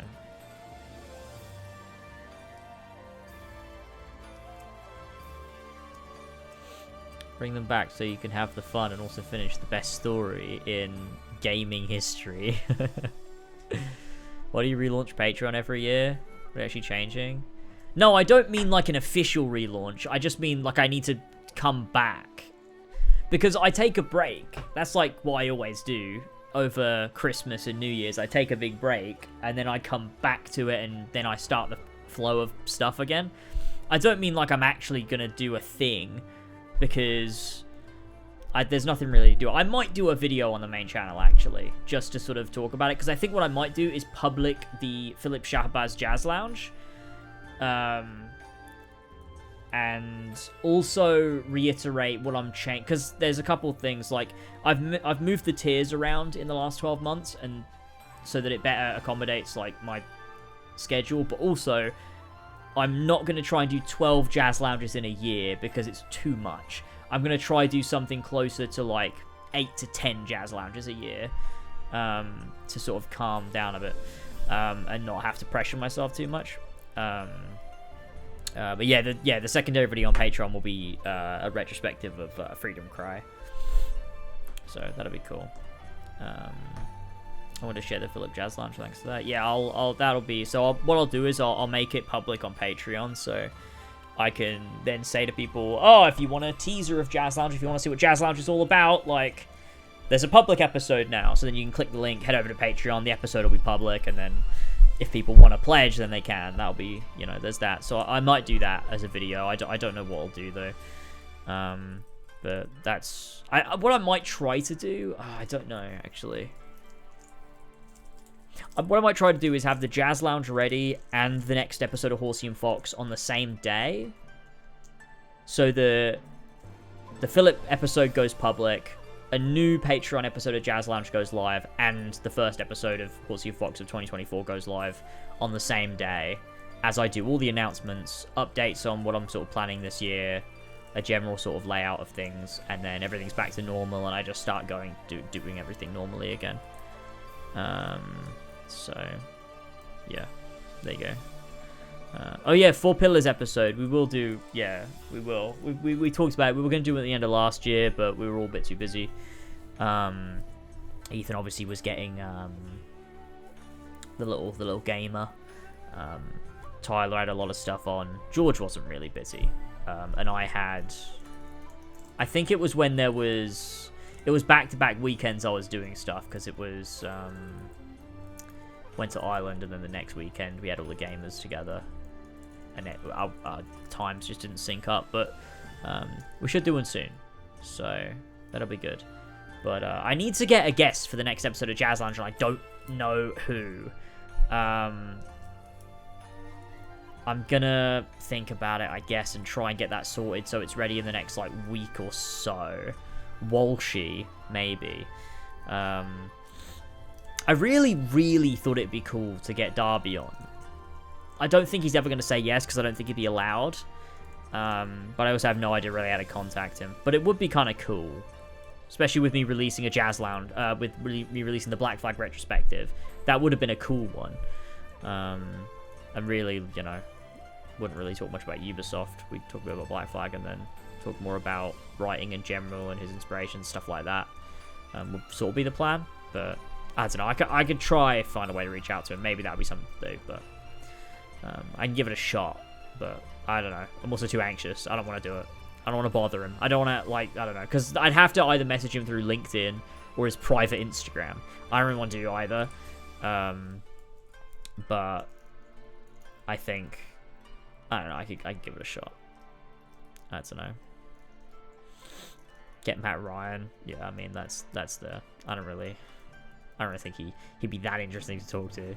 I don't know. I don't find... I mean, it depends on who you're talking about, but I personally don't find talking to voice actors as interesting as talking to the people who actually make the thing. I find that more interesting. Although, I mean, I really love talking to Philip, but I think that was from a very different angle than it would be to talk to, like, Roger Craig Smith. Because I think Philip is a lot more... No, I don't want to say that, actually. That's not fair. But I think there's an element to, you know, talking to Philip Shahbaz and then talking to Roger Craig Smith is two totally different situations. But, you know, get Troy Baker on, talked about Indiana Jones, not the game, just the movies.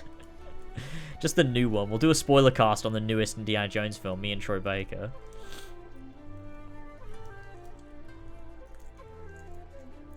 But you get blocked by Victoria Atkin. I should get Victoria Atkin on. That'd be fucking fun. I should get Victoria Atkin on again, and I could talk to her and be like, "Do you remember the podcast we did that time? It was really fun." No,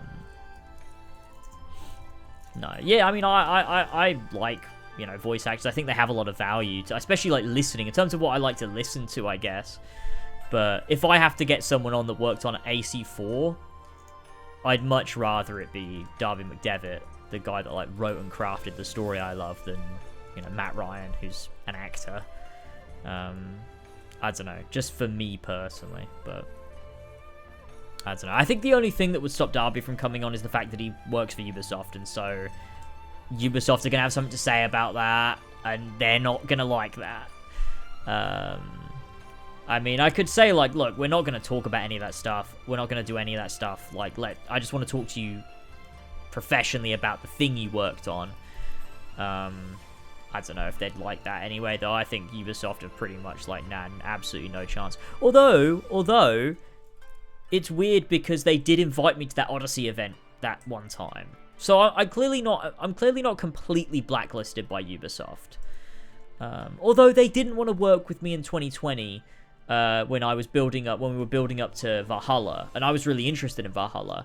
But I guess that was after Odyssey broke me, so I guess I can understand it. It makes a lot of sense that they wouldn't want to. And obviously, I don't want to work with them. It would suck that they wouldn't, if they had to give permission for me to just, you know, chat to Darby on a Patreon podcast. But who knows? Who knows?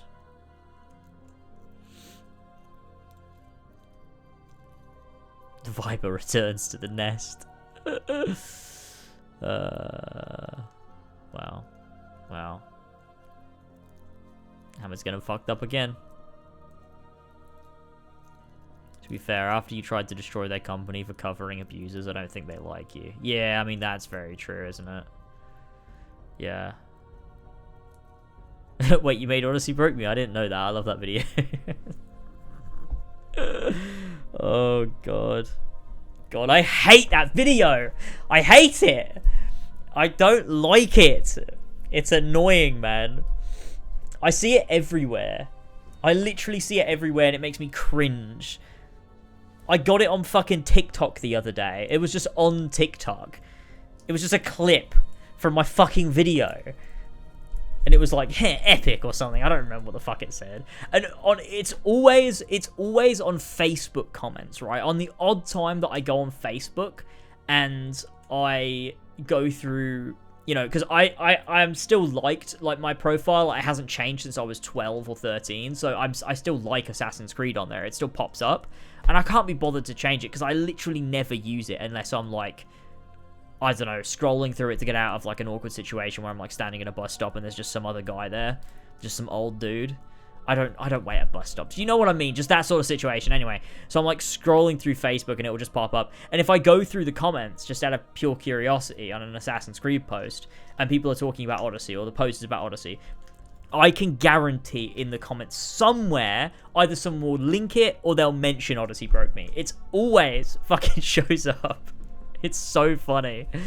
Oh, man. I don't even think that video is that good, man. I would change so much about it. There's so many criticisms that I just feel are really surface level. There's, like, I don't know. There's that weird bit about, like, I don't remember what exactly I said. Like, the gender bit in there. I don't really remember what it was. I didn't go deep because I was coming out of that phase when I made that video. Because it was like summer 2019, so I was coming out of that, like, you know, right-wing phase, but there was still a little element of like that in there. Delete it right now. Don't listen to Flash. Elva will kill you. Yeah, true. It's my big, you know, there's parts of that video I love. Don't get me wrong. There are parts of that video I love, and I wouldn't want to remove it because there's so much of it that I love, and I loved it when I made it, and it's a thing that I made. I'll leave it there. It'll always be there. So will any of the videos that I don't think are that good anymore. But you know, it's, you know, You don't drive, James? I drive. What do you mean? Oh yeah, no, I don't actually wear bus stops. That was just a stupid example. I don't know what the fuck I'm talking about. Has the event ended? Yeah, it was an event. Hellblade looks cool. You hate the Bike Tomb video. That video doesn't exist anymore. Where to find Bike's tomb son or where to find Abel's grave daughter. That's a good one. That's a good one. Yeah, no, I deleted that. I deleted a few of my most popular videos. Or not deleted, but I privated them. Hey, Coco! Wait, what the fuck? Who could have predicted this? How has it already been another month? What? That's crazy. It feels like just the other day you pledged again.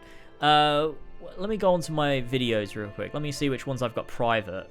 Because I have privated a few. And the reason I privated them is because they don't get views anymore. So I'm not even losing that much money. And I just didn't want them there anymore. So I got rid of them. Which is why. I'm not exactly sure what, though. I need to double check which ones. Here we go. Here we go. Wait, I gotta refresh again because the fucking thing broke. Hang on, from time to my music, it's a bit annoying in my ear. Let's see. Yeah, so I unlisted my 2019 AC ranking, my Bike's Tomb video, the top 10 greatest Assassin's Creed moments of all time, the Hidden Blades lore, my 2021 AC ranking, my DLC ranking from 2016, because that video is absolutely atrocious, the Apple of Eden ranking.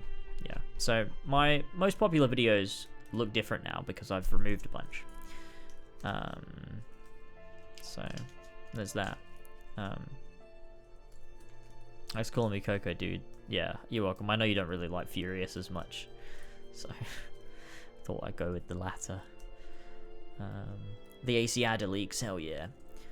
It's also been another month because my 32-month sub was delayed because you didn't stream for 3 weeks. Oh, that makes so much sense. Yeah. That makes that makes sense. That makes so much sense. Yeah. AC cock ranking. Oh, it's classic. No more Hidden Blade lore. No more Hidden Blade lore. No, I got rid of all the quick lore ones because they were all just plagiarized from the AC wiki. It's just me reading from the wiki pretty much. Reordered sometimes, but it was just me recounting the wiki. Which wasn't like... I wasn't trying to hide it, and I've said this multiple times, but like... I wasn't trying to hide it, I was just like recounting the information in video form, really. That's what I was doing. And I didn't think that was weird. But I look back on it now, I'm like, that's actually a bit weird, that. So I just got rid of it. Because I'm like, that's weird. That's weird that I did that. What's wrong with the 2021 ranking vid? I don't remember. Actually, I don't remember why I got rid of it. I think I just didn't like seeing it in my in the thing, and I just don't think anyone watched it anymore, so I just got rid of it. Let's see what order I did this in. Probably a terrible order, honestly. Probably just like an order I don't agree with, and that probably annoyed me. Let's have a look.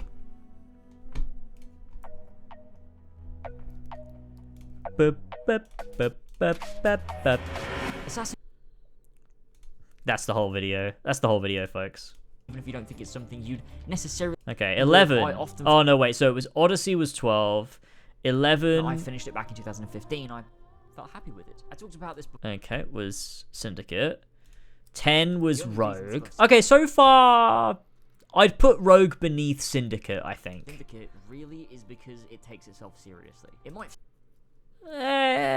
fail what it attempts to do, but at least it's not one big joke. Rogue is often heralded as the most underrated Assassin's Creed game, but honestly, all... Which would I rather... would I rather play... I'd probably rather play Syndicate. At least it has black box missions, right? And it's got, like, the... oh, God, they're both so shit, man.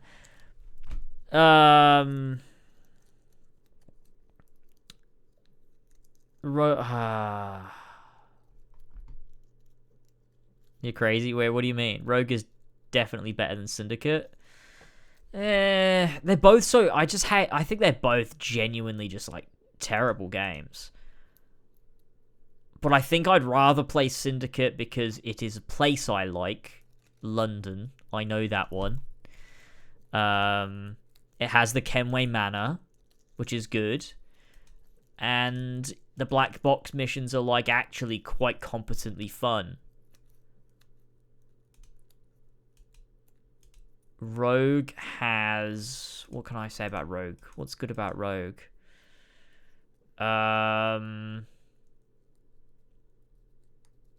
It's got naval, like, Black Flag. So, like, there's that. I think I'd rather play Rogue because it's shorter. Yeah, maybe.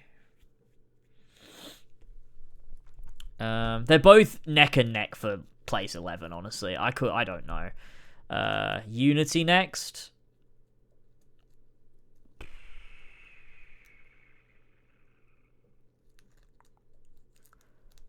For good reason. These days, for whatever reason, it's championed by a lot, and I do think I understand why. With the increasing move away from classic Assassin's Creed stories in the newer entries, Unity on paper does everything that we want them to do.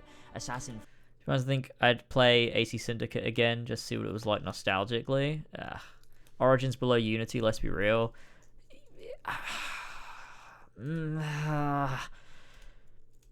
Yeah. Assassin's Creed to ever be made. All the ideas are there, it just needed to be put together more carefully. It needed to be polished. Yeah. I think, okay, so I think I'd go next. I think I would go Origins Unity. So wait, what are we on? Hang on. Odyssey. Yeah, Odyssey, Syndicate, Rogue. Let's just stick with that. Why not? Then Origins. Then number 8, Unity. Fine. Considered the worst game in this series. And I've got and 8 out, as AC3 currently. currently. Because I've been playing this series since 2007, and when they finally came to this game, it should have been so much more. It should have been this leap in quality, playing into all of the strengths. Yeah, I'd probably stick with that there. Origins, Unity, AC3, probably. Yeah.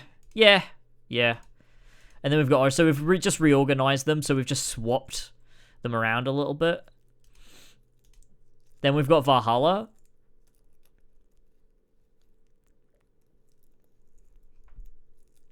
Yeah.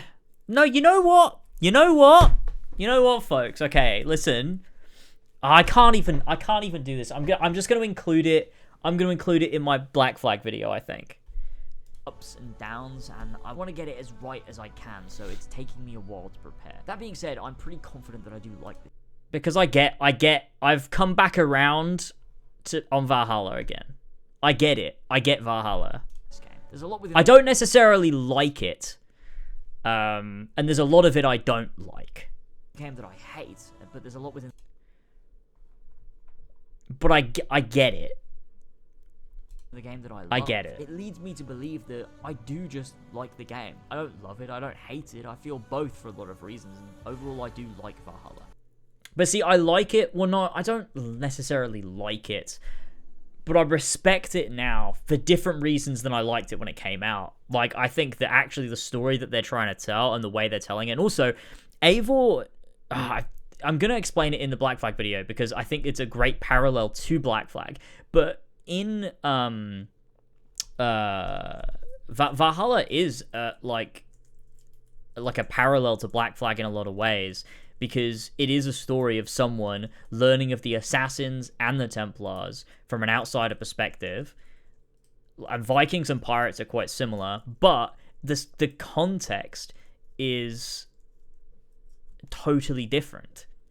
And I think what it does is it makes perfect sense that Eivor wouldn't become an assassin at the end of the game. It's actually better that she doesn't, because it's also at a point where the assassins aren't the assassins that we know. They're the assassins from before Altair. It doesn't make any sense for Eivor to learn of freedom and to learn of, equality and all of this, and then to join up with this awful, dogmatic order that sucked in this time period.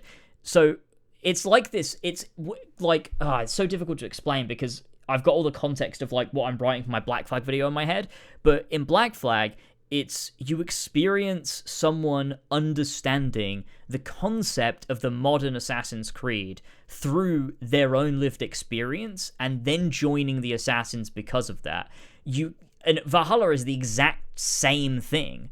Valhalla is the exact same story, but it's in a context that's completely different to the one that Edward experiences it in. And I think that's just really cool. I don't think the execution of everything is great, and that's why I'm not putting it up there with Black Flag. It doesn't come up close to it. But I think I respect a lot of the things the game tries to do. You know?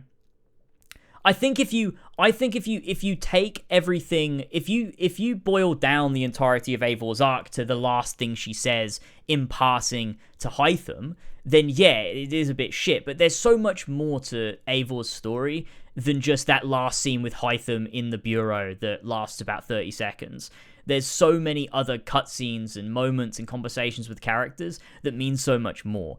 I would boil it down more to that scene just being poorly written than the actual point of her arc. I don't think the point is for her to be like, oh, I actually prefer glory for the gods or whatever. Like, I think that's just a stupid scene that shouldn't have been in the game and it should have been rewritten. But I do think that the point is better conveyed in the battle with Odin, for example, or the conversation she has in the epilogue chapter, the whatever it's called, the Hamptonshire arc or whatever. I think there's, you know, I think Darby also did say, I think I recall Darby did say that final conversation with Hytham is like not good, and it didn't convey what he wanted, because it got like rewritten during COVID or something. I don't think he reviewed it properly or something like that. I don't know. It doesn't change that it's in the game, but I think that their intent is different.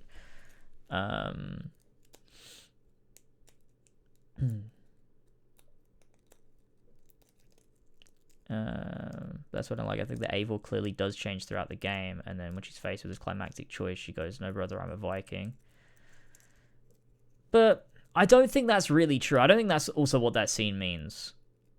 I don't think. But also, I don't mind like a battle with I don't care about Assassin's Creed. It doesn't matter to me anymore. So like, I'm not going to sit here and be mad that they dived into Norse mythology to be a thematic backing to their character journey. It just doesn't... I don't care. It doesn't matter. I'm not going to cry because I wasn't wearing a hood and stabbing things with a hidden blade all the time. Those things are just so superficial. I think the story the game is telling and how it tells it with Eivor and what it means for the core themes of the game, I think are way more meaningful and interesting than all of those superficial reasons that I was like annoyed with it when it came out. So I don't know, but this isn't me trying to say like, oh, it's actually this work of art masterpiece. It's not. It's a messy game and it's full of shit, and it's not, you know, it's still down here on the list, but I would put it above, maybe alongside an AC3. I don't know. I need to replay it. I assume AC3 is worse, so I have to put it lower, because I assume that I still don't like it, but I don't know. It's like all of these are so similarly bad, it's very difficult, whereas I think that Valhalla, there's a lot in it where I'm like, God, I appreciate that attempt, even though it's such a messy game. But, yeah. Okay, Black Flag, I don't think would go next.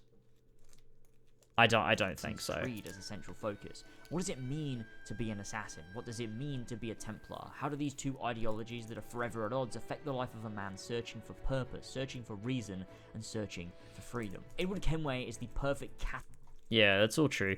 But I think I push it up. I think I push up Black Flag, to be honest with you. I think I probably would.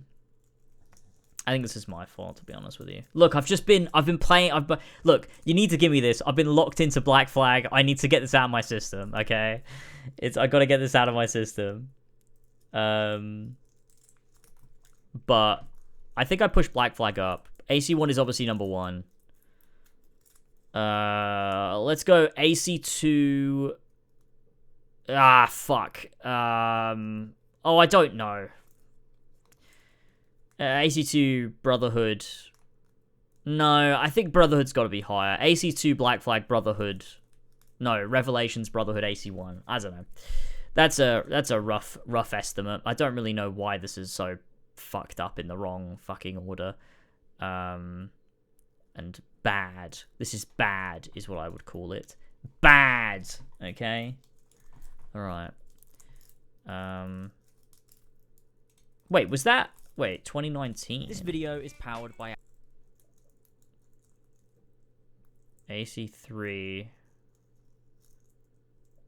Syndicate, Odyssey. Holy shit, I put Odyssey above Syndicate? That's crazy. What was I thinking? This is wild. The official Lasers AC 2024 ranking: Odyssey, Rogue, Syndicate, Origins, Unity, AC3, Valhalla, AC2, Black Flag, Revelations, Brotherhood, AC1. There you go, that's it. That's it. So I went with Odyssey, then Rogue. That's fucking insane that this is the order that I went with. Unity, Black Flag, Origins? Oh no! Oh no! Oh no! Then AC1, Revelations, 2, Brotherhood. Oh, blimey. Oh, blimey. That's not good, is it? Can you play Theater Rhythm for like 10 minutes? I've got to take a shower, but I don't want to miss the hangout. I don't think I can do that. I don't want to play Theater Rhythm. Are you going to have to miss it? What the fuck's going on? I want to see what else I've privated that I've left. I've privated that I've left. What the fuck does that mean? Where's my DLC? It's my DLC ranking. I don't like this video at all. Hello everybody, how's it going? And welcome back to another video. We're doing another Assassin's Creed one today because it's been a bit. Holy shit, really? Oh my god. Oh my god. I really liked Origins 2 when it came out. Sadly, though, I was wrong. So what did I do? Did I actually do this, or is that just... No, it's not. So what's the worst? Tyranny King Washington is the worst. Then Jack the Ripper. Then Freedom Cry. Then Lost Archives. Odd. Then AC2. No way. Lost Archives is better. Unity? But Unity is still bogged down by being Unity, so I don't really know what I was thinking there. Then the Da Vinci Disappearance. Yeah, this was old. This was old. There wasn't a lot of DLCs back then. So guys, welcome back to another video. Why does it look like someone's messing with your speed sliders? I don't know. I don't know. What's my favorite game franchise now?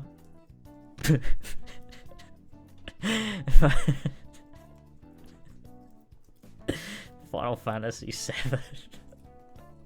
It's my favorite game franchise. I like that one. Oh god. I don't have anything else to look at.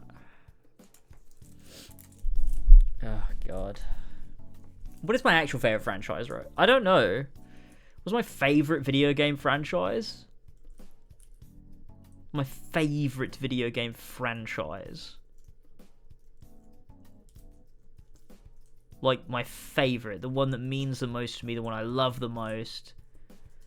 Horizon? Horizon or... Yeah, maybe... Horizon or Kingdom Hearts, maybe? But I think Kingdom Hearts has been for a long, long time. Kingdom Hearts has been my favorite franchise since I was making Assassin's Creed stuff. Kingdom Hearts has been my favorite franchise since 2017. When Origins was coming out, Kingdom Hearts was my favorite franchise. So, and I don't think that's changed. I think I love Kingdom Hearts the same amount as I did back then too. So I'd say, yeah, I'd probably say Kingdom Hearts because it's done no wrong in my eyes. I love every single Kingdom Hearts game. Mine is Souls, I think. Right, that's interesting. Soulsborne, I'm gonna say. Oh, so like, yeah. Is that I mean, I guess it's a franchise, isn't it? You know, a From Software Soulsborne type game. Like an Elden Ring would come into that, wouldn't it? So, yeah, I don't know. Making people buy so many consoles for Kingdom Hearts was kind of rude back in the day. I mean, true to an extent. To an extent. That's true. But also, none of them were really necessary until KH3. And by that point, you could get them all on the PS4 anyway. So, it wasn't that bad. And if you want to play Kingdom Hearts 2, you could do that without playing Recom. In many ways, it's better if you don't, I think, potentially. I've just said that. I don't know if that's true. I've just said it. I don't know if that's actually what I think. But,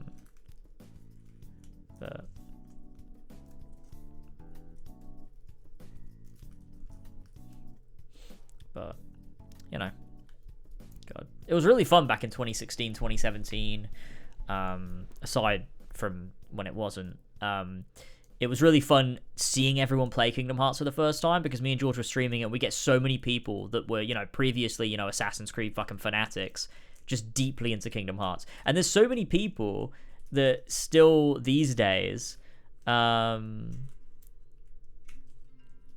see and I'm like, oh, their whole Twitter or whatever is all Kingdom Hearts stuff. I'm like, they used to be big AC fans back in the day because we, you know, because they used to watch my stuff. So that's fun.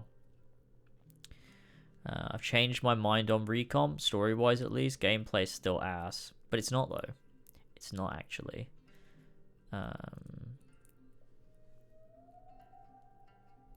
Also, I think Kingdom Hearts is quite fun for having those quirks and making you go around playing R-worded side games with vital lore. Yeah, I also like it too. I like that to get the next bit of story, I have to play a rhythm game all the way to completion. I like that. I think that's fun. And it's like a 3-minute cutscene too. I have fun with it. The story of Recom is so important, especially for Riku. Okay, for Riku, I agree. I think for Riku, it's vital character development. For Sora, I like it, and I do like it. But I do think that you can very easily play KH2. I don't know why I said to completion. I thought that too when I said it. I do think that you can play KH2 without playing Recon. Like for Sora at least. And I think there's an element of mystery of like what is going on. Whereas I mean there still is that with KH2 even if you've played Recon, but I don't know.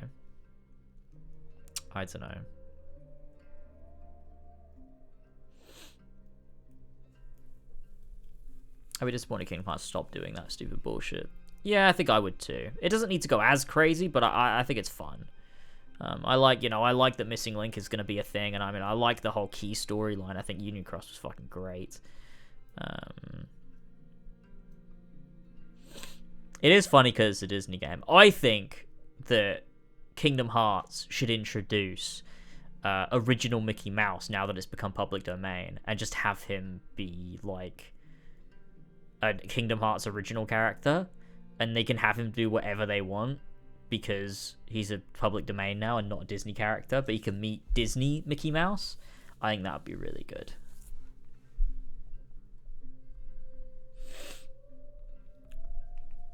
I'd vibe with that heavily. I think that would be great. You know what? I'm gonna grab another glass of wine, and then we can chat for a little bit more. And then I don't know, but it's nice to just catch up and chat for a little bit. So I'm back in a sec. Enjoy the be right back screen. Jesus fucking Christ. I'm back in a minute.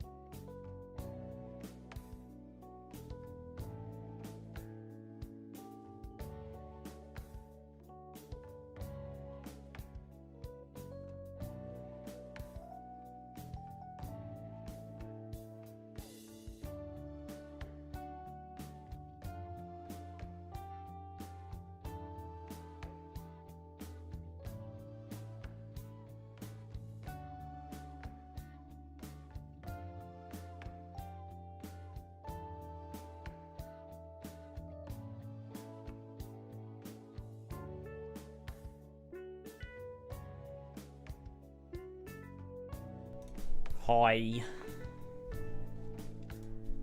What's up, fellas? What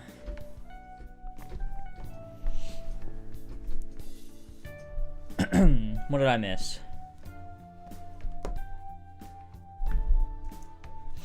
I think Kingdom Hearts should introduce OG Mickey Mouse, but make him really fucked up and dark. Make him say fuck. First R-rated Kingdom Hearts.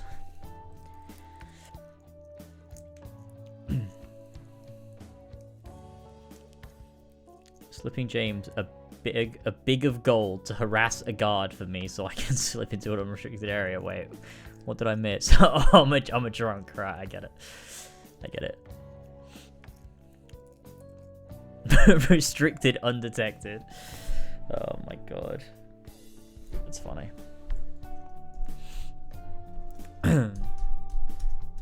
Almost bad at James's original Final Fantasy VII Remake Thoughts video. Yeah.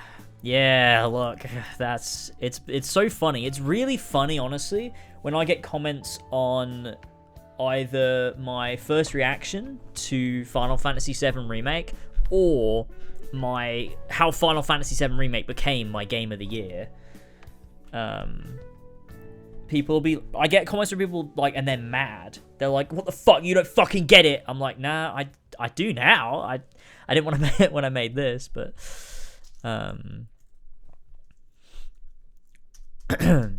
they should make a KH game, but they finally confirm Riku is gay in it. Plot twist. That's actually why they've drawn out Kingdom Hearts series for over 20 years. You never know. I mean, that video, if people haven't seen it, I mean, I talked about it months ago, but that video on it made me see the game in a totally different way. Not just like in a... It's not just in like a, oh, that's a really interesting theory kind of way. It's like in a, oh shit, that recontextualizes things in a way where like it elevates things and also makes things make sense that previously maybe didn't. It's crazy. I also think it's funny how people can't accept you changed your mind about it too, like under your Rebirth demo video. You mean people that have said, like, people that'll be like, well, you liked it when you played it. Like, yeah, man. Yeah, man. I did, didn't I? I did, didn't I? They should make a Kingdom Hearts game where that transphobic actress from The Mandalorian shoots Riku in the head and then looks at the screen and says, fuck you, Jamie. God damn it. God damn it. They should put her in it, and she should be the villain. And the story of the world is a Mandalorian world. They think she's taken over by a Heartless, but she's not. She's just awful, and that's it. That's the story of the world, is Sora finding out that sometimes people are just awful, and they don't have to be infected by a Heartless, you know? That'd be epic.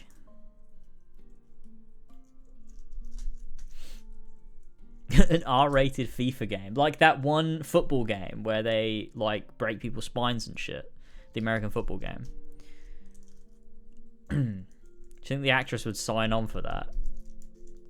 Like, do you think she wouldn't understand them making fun of her? I don't think she would. I think she has very poor media literacy skills. I would have to think for her to be in the position she's in currently.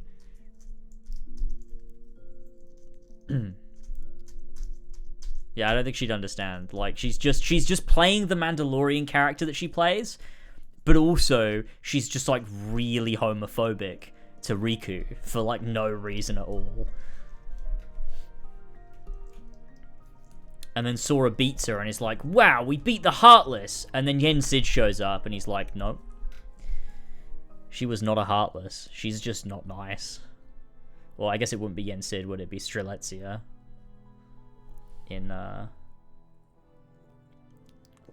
What if Kingdom Hearts 4 has to confront the evil of reality through a lens that Sora doesn't understand because he's so used to people being taken over by darkness and that's why they're bad?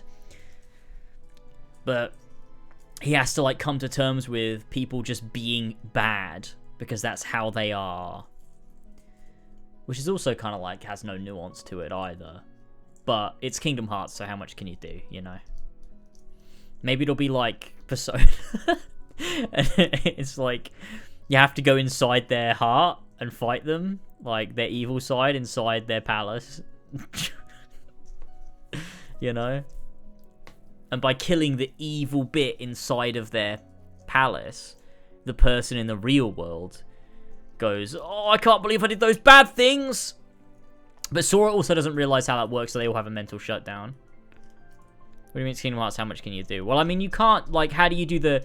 You're not going to do a Last of Us Part 2 where you do, like, the... Because at the end of the day, it is still a Disney game. You're not going to do, like, a... Where the evil people actually have, you know, all of these nuances, and there's all this grey area, and it goes into, like, what is the meaning of morality? And, like, is this person right or wrong? It all depends on your perspective, and I don't know.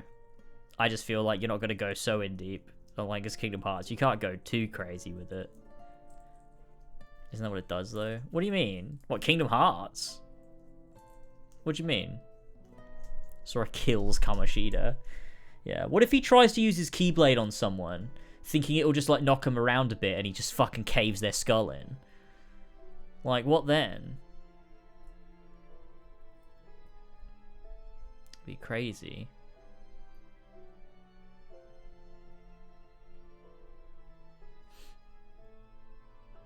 I think Deep Jungle and Mad Harambe crossover would kind of work. Sora goes to jail to serve a life. But he's a cartoon character, so he doesn't die. He serves life in jail and then comes out the other end. Better for it. And it's like a really backwards commentary on the justice system, where it actually says the justice system's good. Sora does not pass go. Fuck, they got me. Oh my god. What's this Xbox Direct about? It was a thing that happened. Actually, thinking about it, maybe Flash, if you could change my title and category, or whoever wants to jump to it first. Who is who else is an editor on my channel? I'm gonna have a look. Oh, Ollie's an editor. Jamie's an editor. It's literally just Flash, Ollie, Zach, Elva, Jas, and Jamie. Those are my editors. I have a shit ton of mods, though. I reckon some of these, actually, I'm going to get rid of, I think. I'll give them VIP in place of it, but I feel like some of these people, they don't need to be mods, you know what I mean?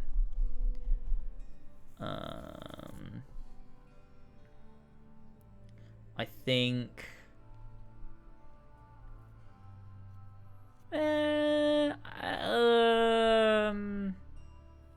There's just people that don't show up where I'm like, well, they don't really need to be a mod, do they? Let's get rid of Brett. Add VIP. Cigarette Chair's not really around to do modding stuff, but there you go, you can have VIP. Dylan too, I think. Let's give VIP. Everyone else, I think, can stick as a mod, because I think they generally mod pretty good. I've slowly thinned out the mod ranks, I think. Yeah, I think we're good. I think we're good. Carlos Lads, we're not sure if this is the first time I've seen you live or not, but I've watched a ton of YouTube videos. Oh, thank you so much. That means a lot. Thank you. Thanks for stopping by to say hi. Hope you're well.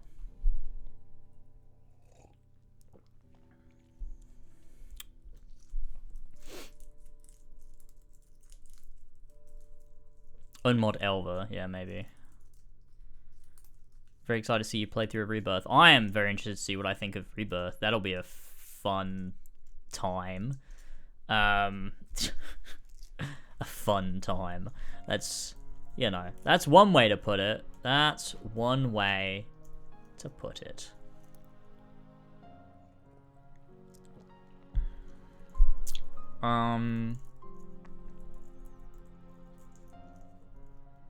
I did it. Oh, thank you.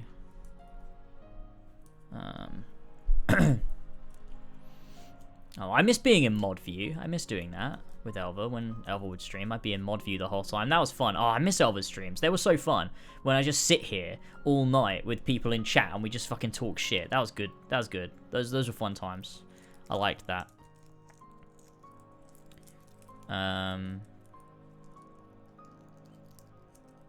We all know what you're gonna think of Rebirth. You can't hide who you are. Yeah, we'll see. We'll see. He started step 1 by choosing to abandon her in order to watch a showcase of first-person Indiana Jones, yeah. She's currently driving back from the airport now.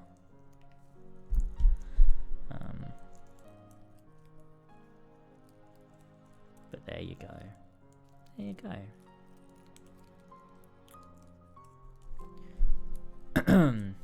What did Jamie say? I wanted to read that. There's an interesting belief that the original cost of Sora going through the world was that he forgot Riku's sacrifice for him. So, like, I fully want Sora to, like, not know who Riku is when he shows up. Wait, what? There's an interesting belief that the original cost of Sora going through the world was that he forgot Riku's sacrifice for him. What does that mean? I don't even know what context you're talking about that in. I genuinely have no clue.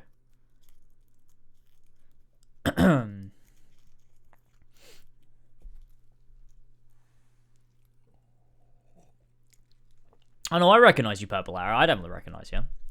I recognize that name for sure. I hope you keep them well. Worlds when he brings them all back. You mean...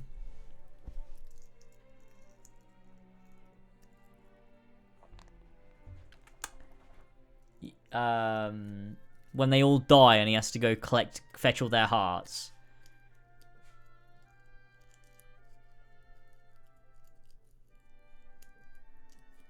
Is that what we mean?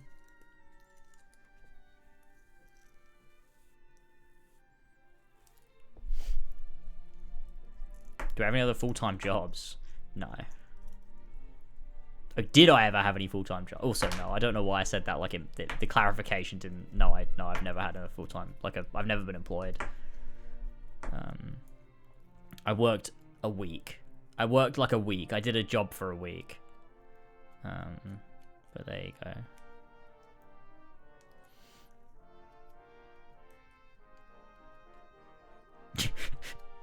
What?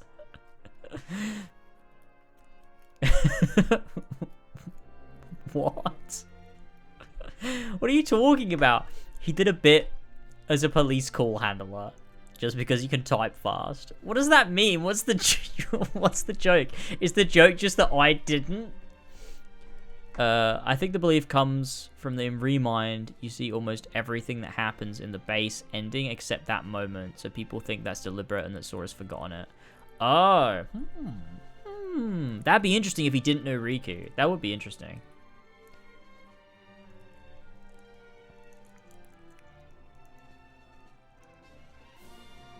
I think it would be really funny if he had a high intensity job. Yeah, maybe. Maybe. That would be.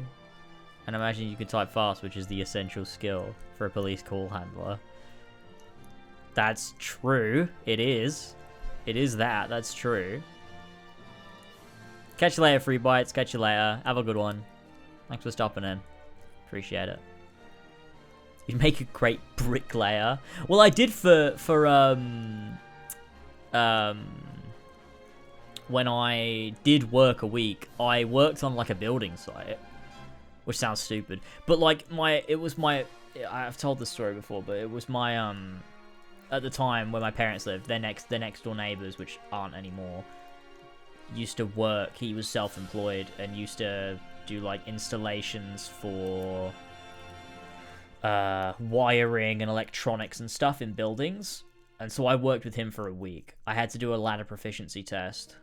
So I know how to carry ladders proficiently and professionally and properly without harming myself or others. I spent a lot of time on the top of a roof and laying wires and stuff, and yeah, it was a weird one. It was a weird one. It was a weird one.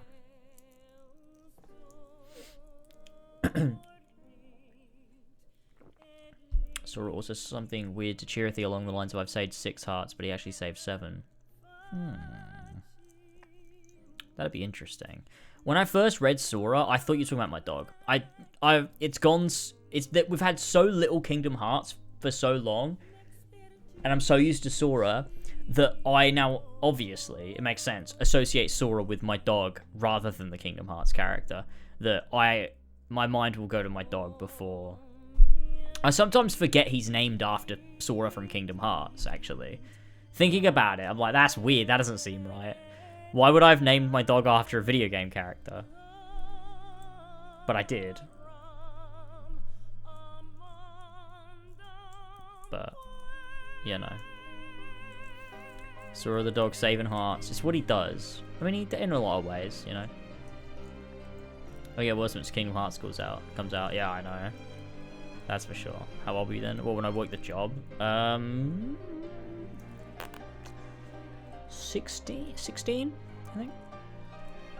I think I was 16.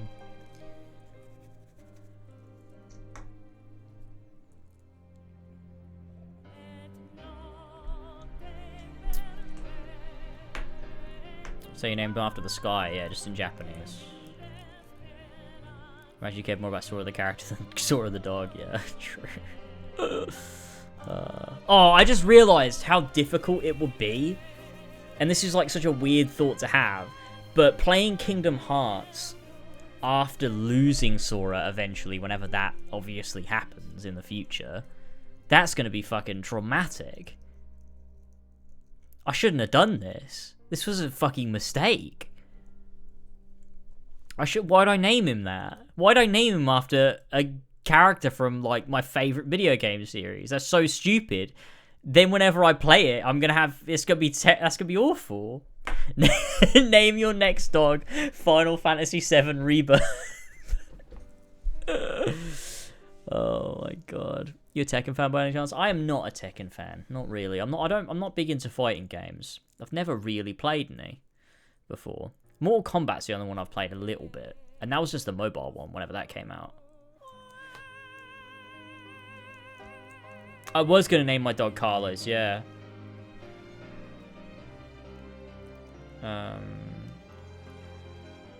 But I didn't do that because we didn't get a husky. I don't think we'll even get a husky now. Maybe like way in the future, but I don't know. If we get another, I don't know. Sora is not. He's like very solitary and isolated. So I think if we got another dog, I think he'd be fine, but I don't think he'd be like particularly happy. I don't know. It depends. But we might get another dog when we eventually move or something in the future, down the line, you know.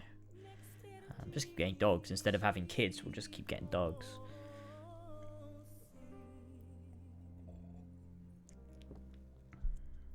Would eventually be good to get that. That's called Carlos, though. No more Kingdom Hearts then. No more Kingdom Hearts. I gotta stop.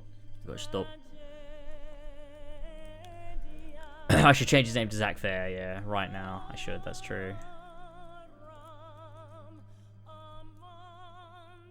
I'll be his living legacy. I should change his name to Zack Fair and then get another dog and call him Cloud. And then when he dies and the younger dog obviously doesn't, he can pass on. He can be, then the new dog, the younger dog, can be his living legacy. Because it will die first.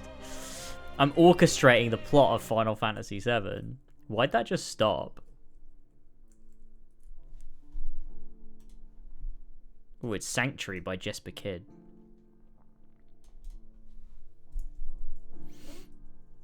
The dog should look the same, but with a different coat color. See, that's the thing, though. Sora is got the Cloud color. If I were to get one of the black, like the black Shibas, I'd have to... He'd be Zack. It'd be the other way around. I just have to get Sora, I guess, to like inhale some asbestos or something. And then that'd sort out the situation. Just with a goat. Goat.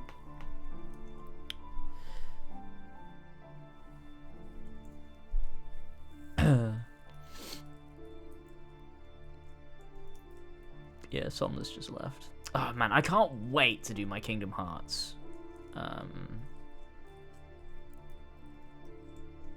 Like Road to KH4. It's gonna be so fun. We're gonna get to sit here on stream and just play through Kingdom Hearts all the way through. It's gonna be so fucking fun, man. They need to give us that release date.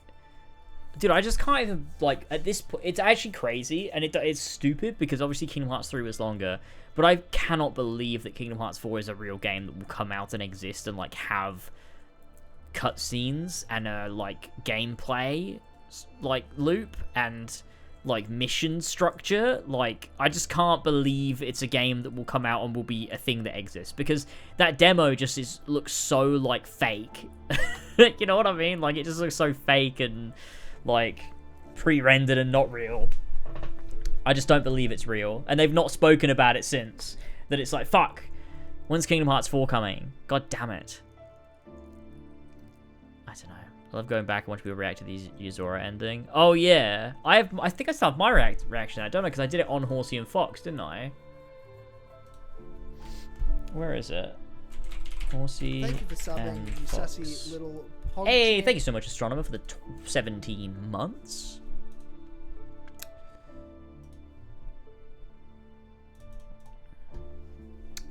Where is it? If I scroll down to the bottom, where are we? Is it this one?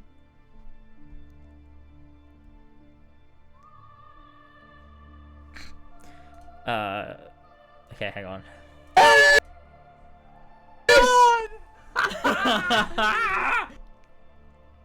Wait, was it this? No, because it's when you die the first time, isn't it? It's when you die the first time. So it's this one.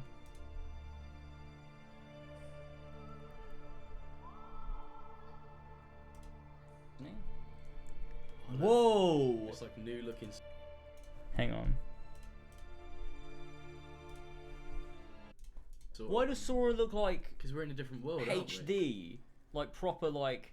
Oh, is this gonna put us straight into fighting Yuzora then? Time to end this. And then it puts. We play. Okay, he's already stolen our key. This is our first run of it. How dare you? How absolutely dare you? This looks so nice. It honestly does. Oh god, he's fucking powerful. Okay. This was where the reaction happened. Oh my god. I want to see the bit. Oh what? My god. Wait, I like what? this dude already. See, because George didn't know, but I recognized it. Obviously. What is going on?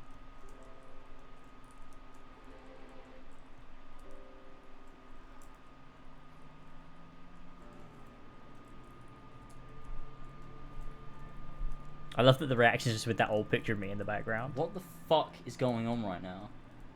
Wait, what? That's the trailer for Final Fantasy Versus 13. Oh my god. Where you've got Noctis. He's literally, this is the same thing, but instead of Noctis, it's Yuzora. God. What is That's going classic. on? I'm so glad I got my reaction to that. That's funny. What? What? Oh. That's so great. Is any of this for real? What is going on? And like, I don't even know about this. What is that? That's so great. That was great. Those were the days, man, when Kingdom Hearts were coming out. Back in February 2020. Just before tragedy struck. Oh my god. It was so good. That was so good. That was so good. I'm so glad I've got my reaction to that moment. It's one of the best things. Like, that's why I'm gonna definitely stream KH4, because it's worth having those reactions. I don't think I get much from playing Kingdom Hearts on my own that I wouldn't get on stream. Like, I think that I would get infinitely more out of it if I play it on stream. So that's why I'm gonna stream Kingdom Hearts 4. And the weird thing is, I did stream. Wait, does it still exist?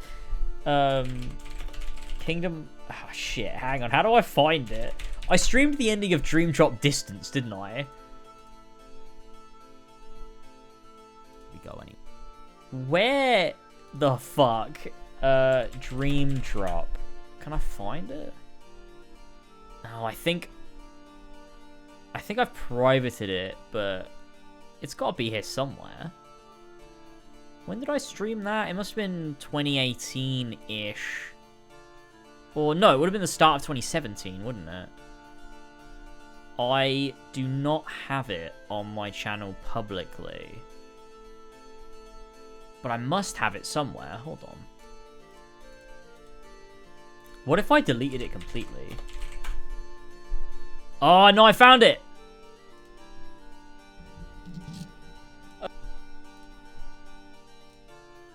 I don't really remember the ending of... Okay, the issue with this is it is a 2017 stream. In which case, like, you can never be sure what you're getting yourselves into. But I'm just gonna skip to the end. Because I finally beat that boss. I think we're okay because it's Kingdom Hearts. I don't have any bad memories from this stream, but you do from Horsey and Fox, because we were really bad on Horsey and Fox Kingdom Hearts streams. Pull him out of the darkness. Get him. There was this bit. I like this bit. He still looks young. With the when he talks to Ansem. Why is he to atone for event and my resistance? I hope. It's when A Link to All starts playing. Where is it? God, they took for ages. Yeah. Freed him. Never fear. Sora is safe. Huh? I just lost 60 views from my channel. He's not here. You see, by defeating the nightmare imprisoning Sora, you freed him. I didn't. Yeah, I lost 340,000. I didn't really react to things back then. I didn't really engage with it when I was streaming. It was just kind of so passive. This is some weird Inception bullshit, isn't it? Riku! Sora! Hey, Donald! Come on, you're hungry. Yes! This is so good. Ah! Gosh, it sure is yummy. Hey! Oh, I'm so happy. I do like Dream Drop. You're safe! Riku! Dream Drop was good. Wait, haven't we got this backwards? Why are you having a tea party? You're safe, Riku! Oh, Sora's back. I'm so happy. Feeling alright? Yeah. I've never been better. I was watching what was going on in my dream. And I could hear your voice the whole time. Thanks, Riku. This is great. Thanks, everybody. Oh, it's so awesome in the back. I love Sora, Donald, and Goofy together. They're the best trio. It's so good. Cage is so cool because I can be halfway through the story and be watching stuff like this and know that it's such a stupid web of different storylines that I can never be spoiled. That's true. It's so out of context, you don't know. Admirably, both of you. I am grateful to have you both at headlock. The bit where Riku gets the thing. Classic Sora. I knew you were gonna pass with flying colors. That's a great moment. I love that. He's so happy for him. Sora, you're kind of acting like it's you that passed. I told you Sora still needed some practice. Hey. Really? I'm a Keyblade master? So crazy. This was a time when I hadn't finished Dream Drop yet. Yeah. I'm back. Like said that where everyone was a secret. So like, where's he going now? These are fucking keyboard mode. It's fucking awesome. Oh, that was fucking great. I wonder where's the secret ending though? Is that where's the secret ending, fellas? We need some more lore. Oh, it's just this scene. Oh, there's also that Travis one, Town. that other one, isn't there? I was hoping this world was still here. Hey. Dream Eaters. What? He does this big hug with the Dream Eaters.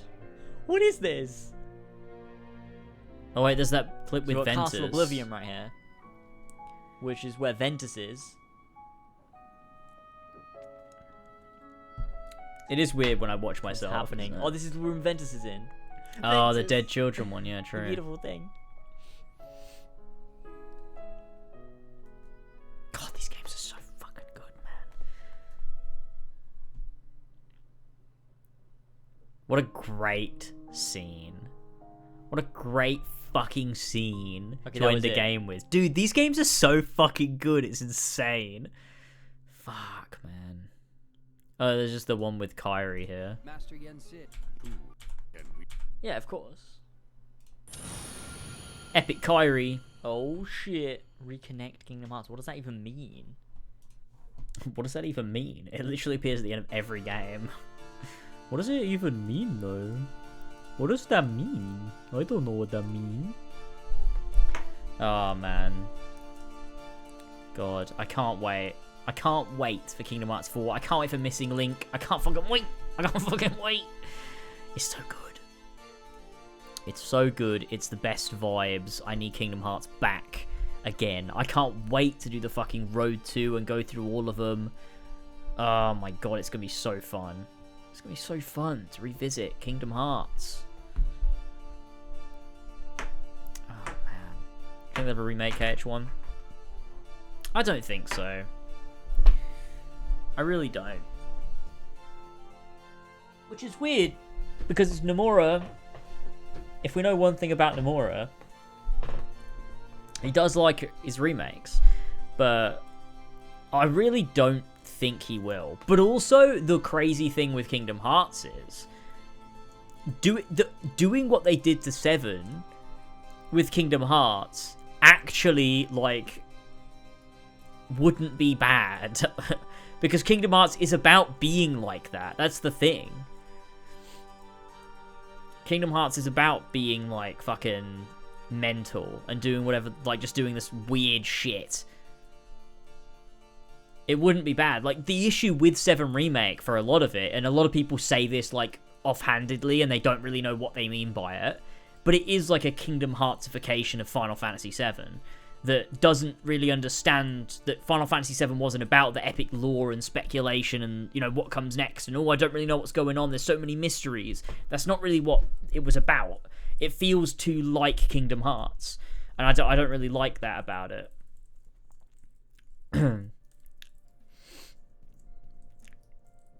was trying through the same thought process of, like, lol, I'd love if he did a KH remake, but it wasn't a remake, and then realised how plausible and in line with Kingdom Hearts that would be. Yeah, exactly. Yeah, mystery is a part. Yeah, no, it's a part, but it's not like the crux. It's not like, you know, the thing. Whereas with Kingdom Hearts, it actually makes so much sense to just do it. If they did to Kingdom Hearts what they did with 7 Remake, it would be like, oh, that's actually really cool. And interesting. It's like, oh yeah, let's do that. Why not? Why the fuck not? Let's just do it. I don't care. I'm okay with that. That sounds so Kingdom Heartsy. Just fucking do it. Because a lot of that is what they do. But with Final Fantasy VII, it's like, it's not really the point. The Whispers show up and force Sora into the door on Destiny Islands. Oh my god.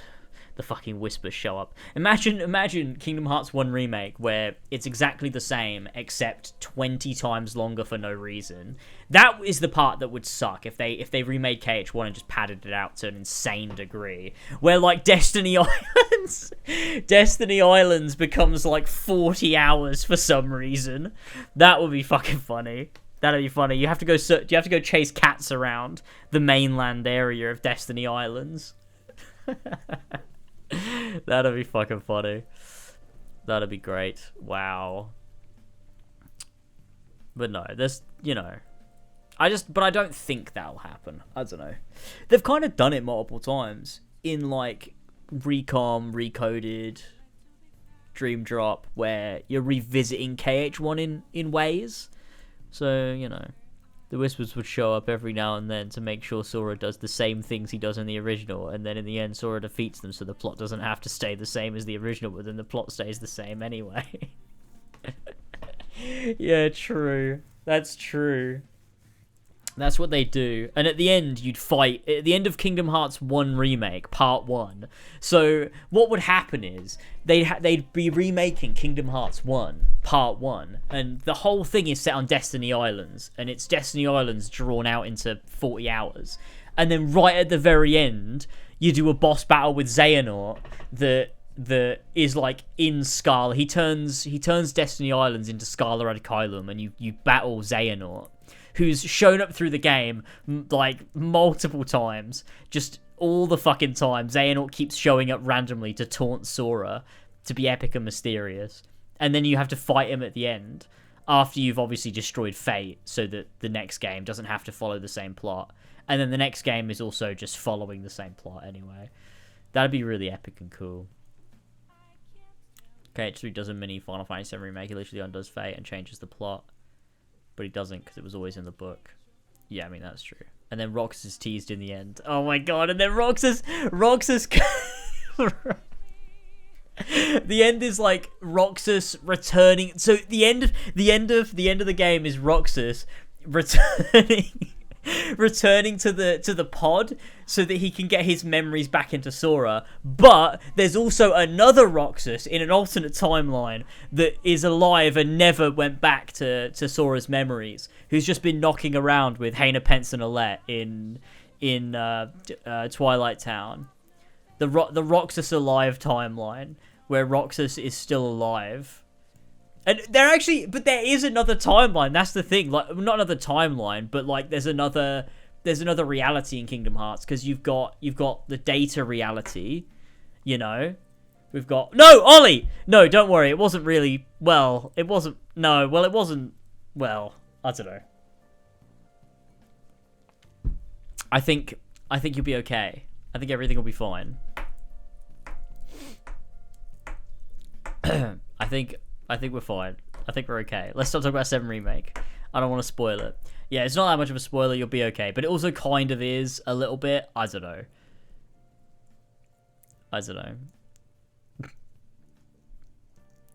know. Wait, you haven't played Final Fantasy VII, Max? Oh my god. Watch the new Rebirth trailer. I've already watched the new Rebirth trailer. It wasn't that good. There was nothing really in it. Play Final Fantasy X. Every stream I should play that boss in Final Fantasy X until I beat it. Until I figure it out. I'm just gonna brute force my way through by every stream playing Final Fantasy X. He hasn't played the original, he's played Remake? Oh. That's unfortunate. I'm sorry to hear that. Is Kingdom Hearts this weird? Yes. It is. And it's wonderful. It's a beautiful game. I love it so much. Everyone should play Kingdom Hearts. God, I envy... If I could just, like, shut myself in and play Kingdom Hearts through from the start to the very end of all of them, that would be fucking brilliant. That would actually be the best shit ever. To just shut myself in my office and just play Kingdom Hearts through from the start to the finish, the whole franchise, for the first time again, without knowing. Oh my god, that would be so fucking good. It was one of the most fun things I did, playing through those games for the very first time. I remember it all so well. The feelings that I had during that time, it was just... They're some of the most fun games I've ever played. I love them so much. And it was such a fun time to play through all of them. It was so good over the course of 2015 and 2016. I just had such a fucking blast. Such a fucking blast. And me and Tyler would talk about it all the time on podcasts. He'd like get an update on where I'm at, and then, you know, me and George were playing them alongside each other, so we'd be talking about it all the time. Then we'd stream them on Horsey and Fox, and man, it was just so fucking fun. It's just so fucking good. Kingdom Hearts is so damn good, and it's yeah, it's just it's so good too because Kingdom Hearts was always my, like I say this all the time, but one of the reasons I love it so much is because it was like my escape from doing any sort of work, from working on videos or from writing stuff or whatever it was, whatever point in time it was that I was playing Kingdom Hearts, whether it was during the AC period or whether it was during the, you know, the 2018 Odyssey period, or whether it was when I was writing scripts for stuff with Kingdom Hearts 3 and Remind. Like, it was always this escape from it to be like, oh, I'm just going to sit down and play a game. And so, you know, it's always sort of been that. So it's going to be weird to stream it and then have to, like, it's sort of going to become a thing that I do. I don't know, I hope it doesn't ruin that for me, but I think I've got enough of an attachment to it that I don't think it would. I don't really know. I don't really know. What is this? If this is a Rickroll, I'm gonna fucking kill you. God damn it. Okay. That's, wow. I was into Kingdom Hearts 1 and 2, but the huge gap between 2 and 3 really killed my buzz for the franchise. Yeah, I mean, maybe that would if I was playing it as they came out, I guess. It's weird to, it's impossible for me to know because I played them all in, well, I played the first one through most 2015, and then I played the rest of the franchise in 2016. And that was then up to date for KH3. So, you know. I don't know. Maybe if I'd have played them when they came out, it would have bothered me. I don't know. But, as long as it's gone with that Kingdom Hearts game. Is it really? Melody of Memory was, what, 2021? It's been 3 years. Is that really the longest we've ever gone without a Kingdom Hearts game? 3 years? Surely between Dream Drop and whatever came next. Dream Drop was, what, 2012? And then what was the next game? KH3? Oh no. It was 2.8, it was 0.2. But yeah, but that was 2017. Unless you're talking, oh, including remakes. I don't want to count remakes. Like the remasters and re-releases. I don't count that. But mobile games I would, yeah. Like Unchained. Or Kingdom Hearts Key. When did Kingdom Hearts Key come out? I guess that was like, what? Yeah. 2015 or something? Because Unchained came out in 2016. So I guess, yeah, I guess. I mean, that was 3 years.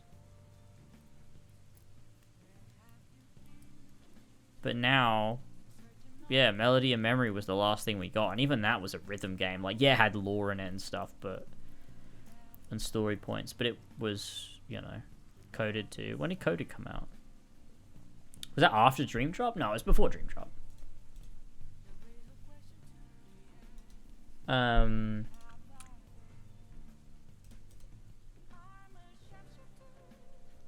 But shit, what the fuck was I gonna say? I forgot what I was gonna say.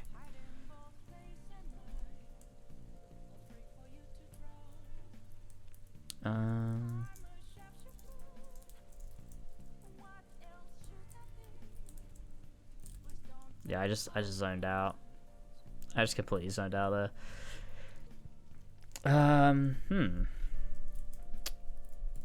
Maybe it's time to wrap things up. Original Key came out the year after Dream Drop Distance. Oh, right. So, yeah. So, it really is the longest time we've gone without a Kingdom Hearts game. Because KH3 was 2019. Remind was 2020.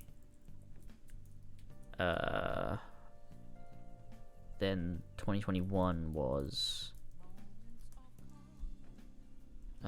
Melody of Memory. And now it's 2024 and we still don't have a new one. And we're not going to get one until next year. Imagine it was late 2020. Was it not 2021? Wait, really? Really? Melody of Memory. Oh my god, yeah, it was. October 2020. Holy shit. I thought it was early 2021. That's crazy. Yeah, look. Here it is. October 14th, 2020.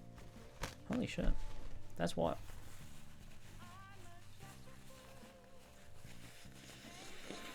Holding out hope for Winter KH4 release. What, this year? There's no way.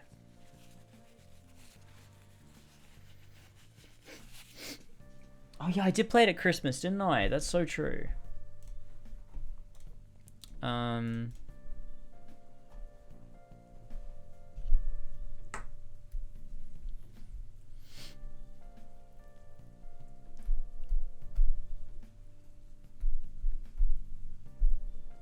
If Kingdom Hearts 4 came out this year, there's just no way. I feel like there's not been enough build-up. There was one trailer like 2 years ago.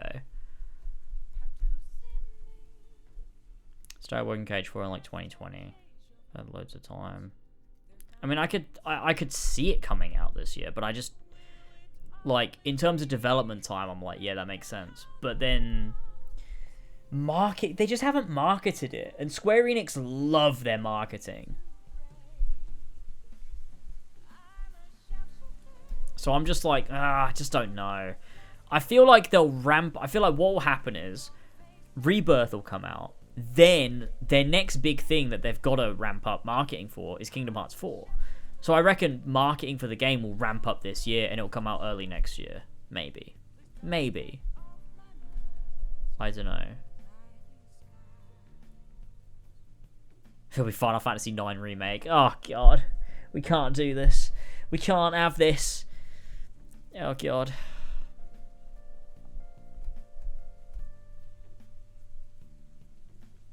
Maybe like mid-2025 or something. I don't know. Dawn trailers in summer as well. Yeah, true. That's something. But they are also... Well, they could market 14 at the same time as Kingdom Hearts.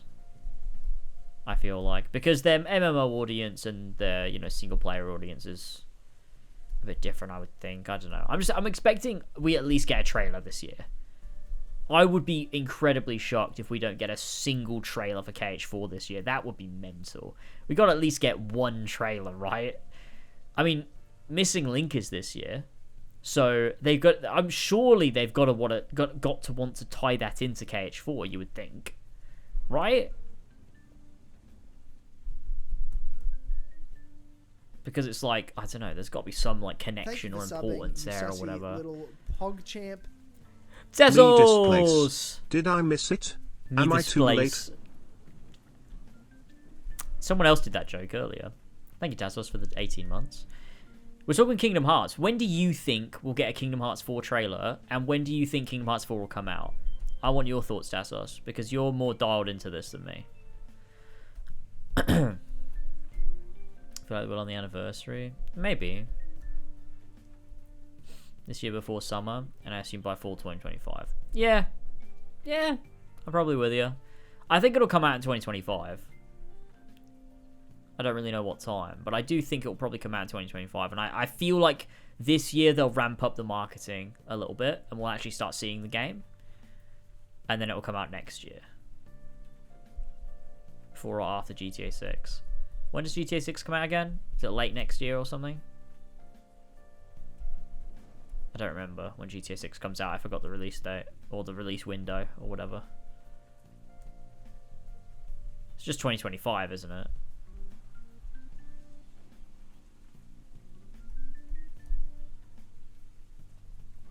Comes out in 2025, would be sweet. Yeah, it would. 5 years.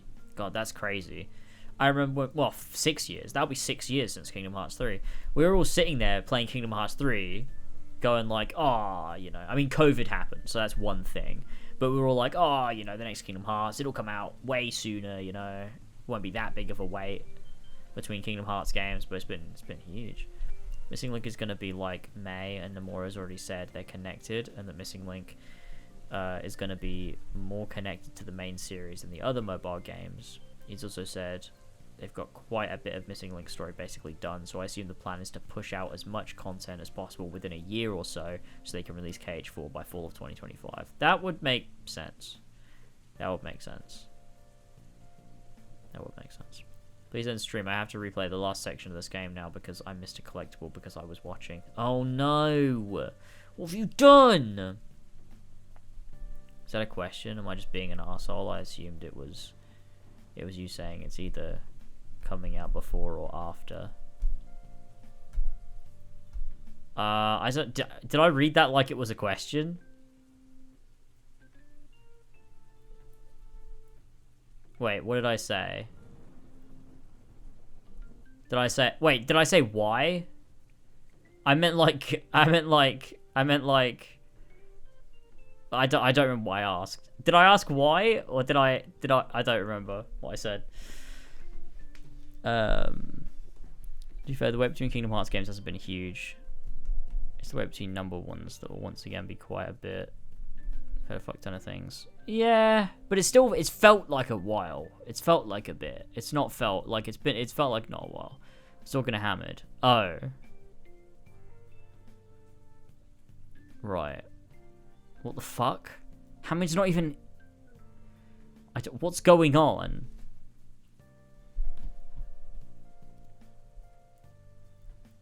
What did Hamid say?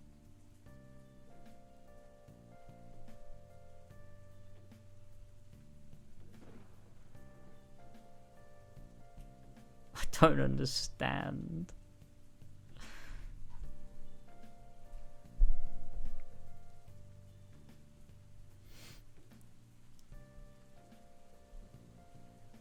Oh, I see. Oh, shit. April 10th for a KH4 trailer sounds about right. Maybe combined with the release of Missing Link or something, or a release date for Missing Link. I'm gonna do something the anniversary for sure. Yeah. When did the last trailer come out? Was it 2022? KH4 trailer.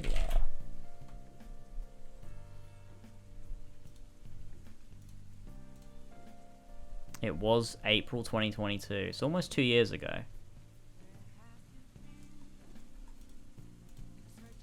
Damn. God damn.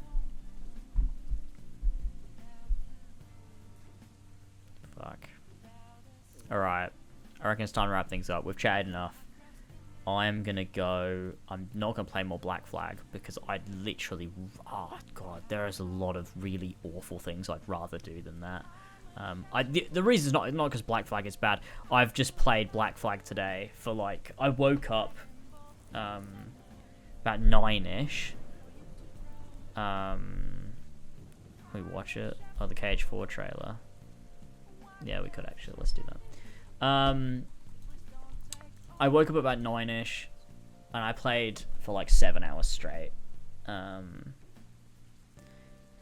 I'm just exhausted with it. I'm ready to. I'm gonna do some more over the weekend. I guess I don't know. It's Elva's birthday tomorrow, so I won't be playing tomorrow. But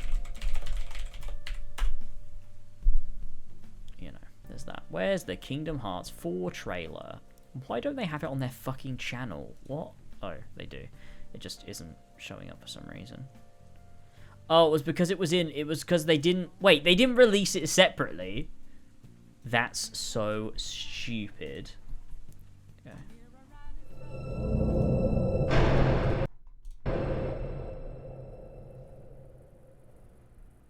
Oh man, this was fun. 自分が望む結末ではなかったと絶望するのなら、他の世界に退場すればいい。選択肢は無限にあるはずだ。This was so epic when this came out, man.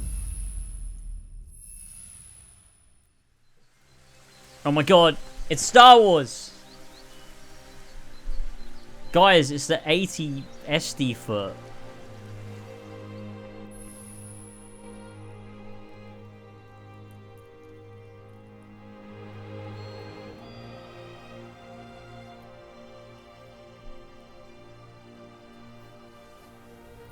Oh my god, it's Sora's foot. Strelitzia! I can't believe the first time we're seeing Strelitzia in like a mainline Kingdom Hearts game like this is in this hyper-realistic real world.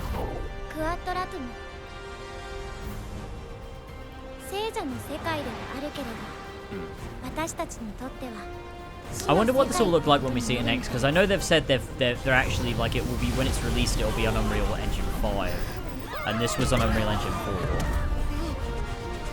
So that'll be interesting to see what changes they make. I reckon it won't look drastically different, but noticeably different, I would think. even if not drastically. No! No, no! No! I can't believe it. He's gone. My favorite NPC in Kingdom Hearts. Ah, this is fucking awesome. I forgot how good this is. I've not watched this in ages. Oh man, look at this shit. Look at Sora go.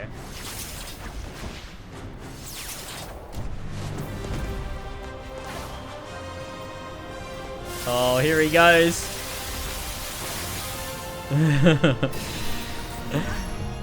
He's using the drills, boys. He's morphing in time.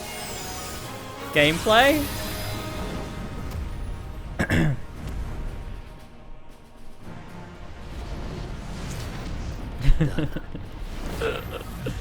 Oh man, I love how their coats look in Quadratum too. I fucking love it.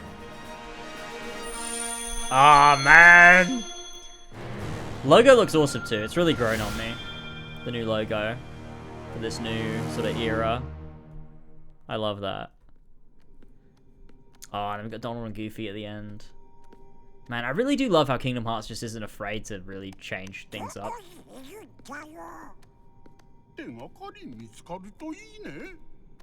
Like, the fact they've changed the whole iconic logo just because it fits with the new tone is so cool. That's great. I love that.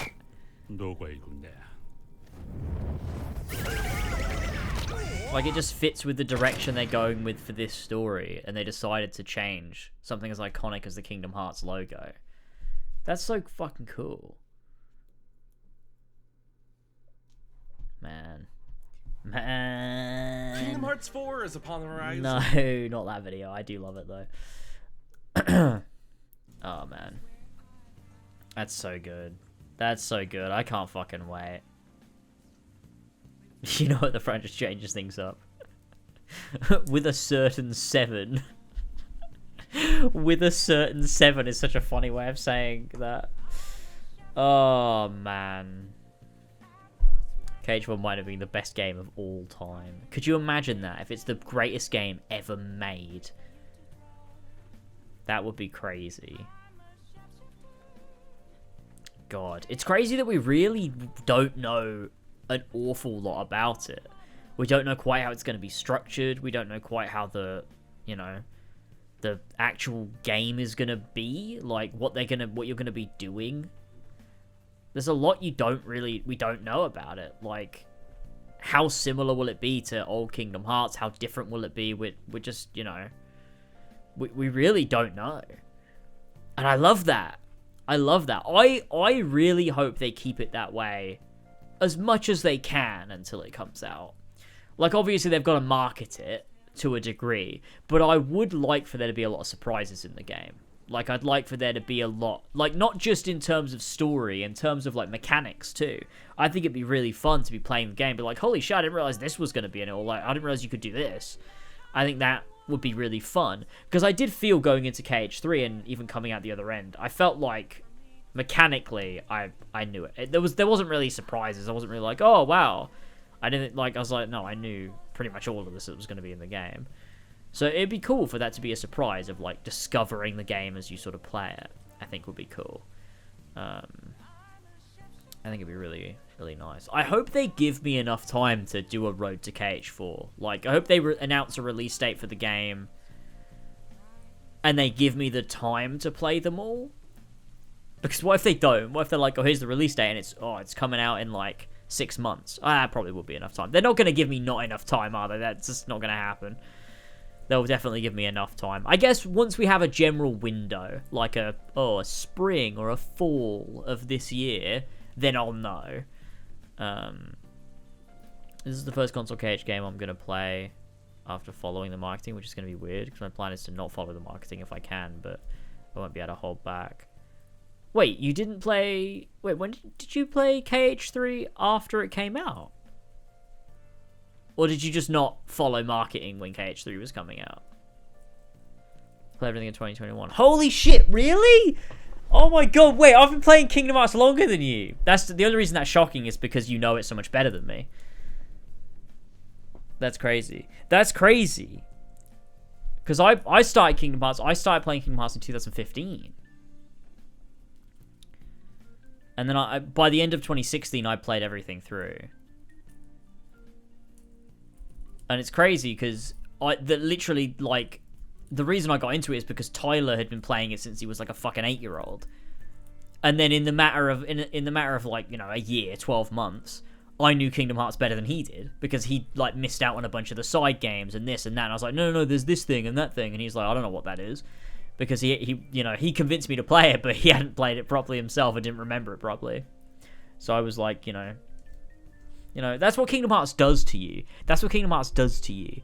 And I think also, replaying it, I think I'm going to understand it a lot better too. Because I think the way that my brain absorbs information now is very different to how it was when I first played it.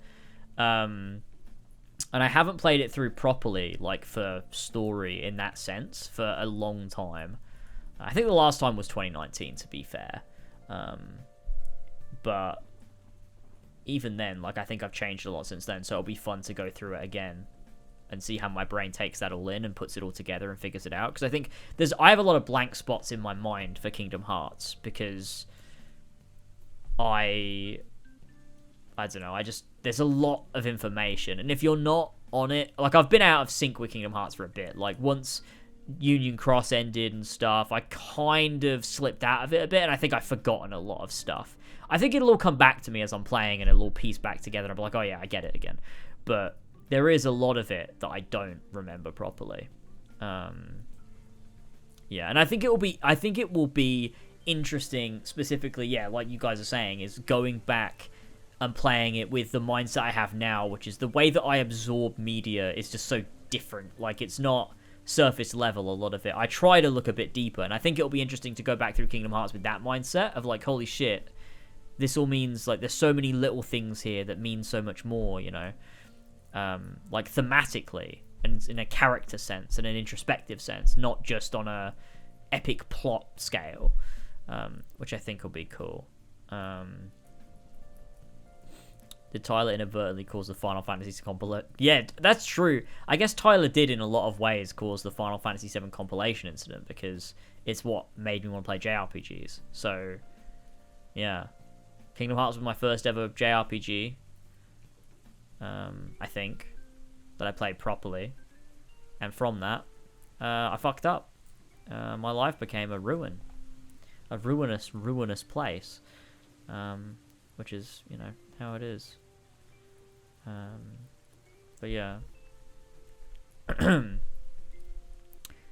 I would do that. I would do that, Furious Coco. I don't know if you're like being... Oh, sorry, I had to go. Maybe this is what you're talking about. Oh, I thought you were... Wait, I don't understand. I can't tell whether you're being sarcastic or not. Maybe you're not. Maybe you're not. You just don't know. I've said this multiple times, many times, a lot of times actually, as that's what I'm planning to do, to play through every Kingdom Hearts before Kingdom Hearts 4 comes out. I don't know whether you know that and you're like playing on the fact that I keep saying it, because you do that sometimes, or whether you genuinely have just completely missed that I've said that like at least 100 times. I don't know. I can't tell. Either is fine. Hi James and also World Jones. How's it going? How's it fucking going? Thanks for your message, Furious Coco 01. Thank you so much. Furious _ Coco 01. But yeah, no, I can't wait. I can't fucking wait for that. I cannot wait to sit and play Kingdom Hearts through. It's gonna be bloody good. I'm not, you fucking asshole. I missed it. I'm sorry. I didn't realize. I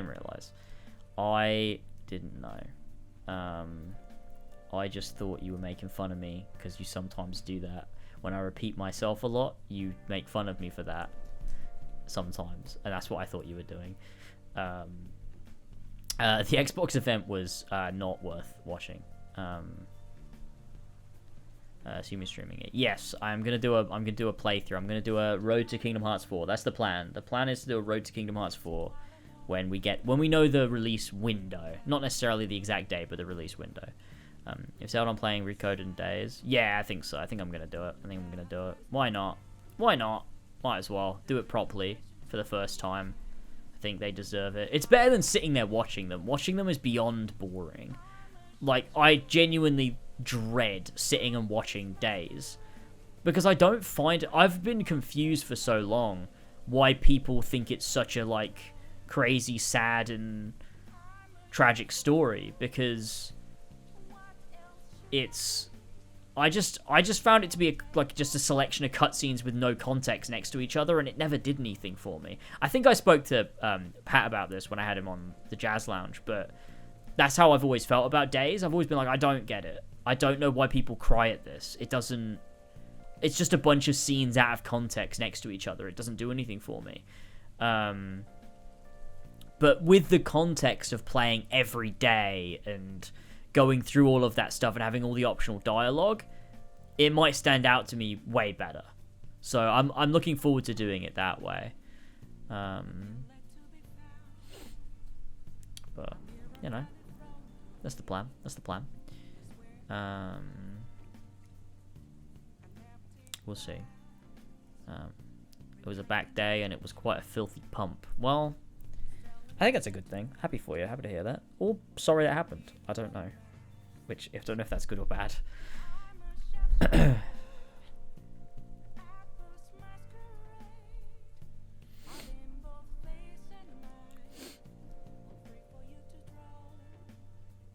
Sort of get it, but like, yeah, it's just scenes. I don't know if it works. Yeah, I think you're missing out on a lot of additional bits. I think it's trying to hit the main beats so you're caught up, but I don't think it carries the weight of the I don't think it carries the weight of the emotion because you don't have the context. You're just seeing things happen and going, oh yeah, that's a thing happening. I wish I was there for it.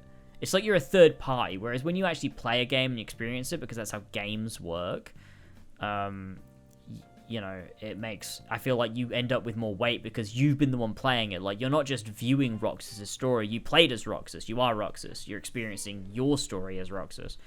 Like, so I think that, you know... It's why I've never been able to get behind recaps or just watching the cutscenes for something online. It's like, oh, you know, when God of War 2018 was coming out, it was like, I'm not just going to watch the cutscenes for God of War 1 to 3 online because it just doesn't do anything for me. I sit there and watch, or I'm like, yep, I'm watching things happen, but like, I don't care. I have to play it. I have to play it and feel it and experience it. Otherwise it doesn't do anything. And I guess that's what those are, you know. Does Mickey Mouse narrate Recoded? I don't think it's narrated, is it? Right?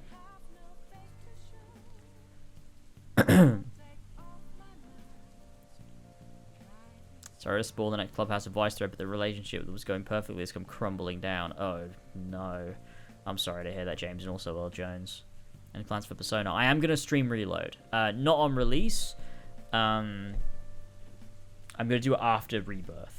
So, early March, I'm going to do Persona 3 Reload on stream.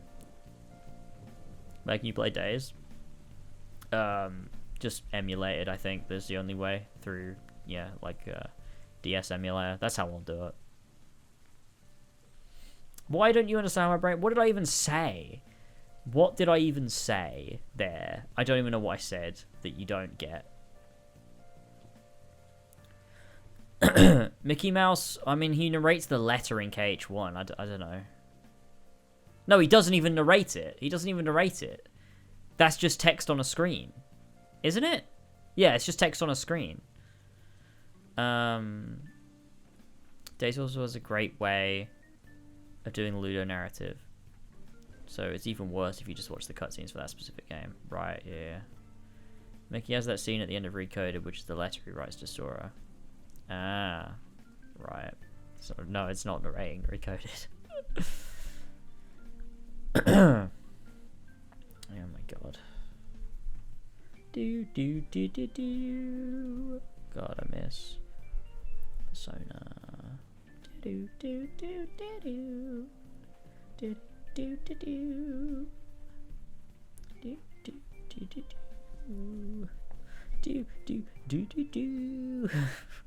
don't know what I'm doing.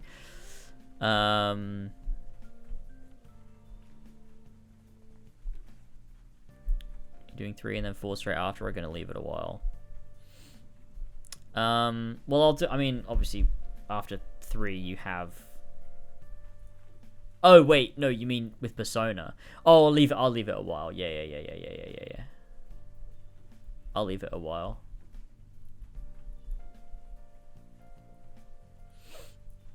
Does he narrate? He does narrate the Recoded movie. Fuck you. What do you mean? Recoded has scenes that happen. He doesn't narrate the whole thing. No, he... Wait, what? I don't remember that. I don't recall.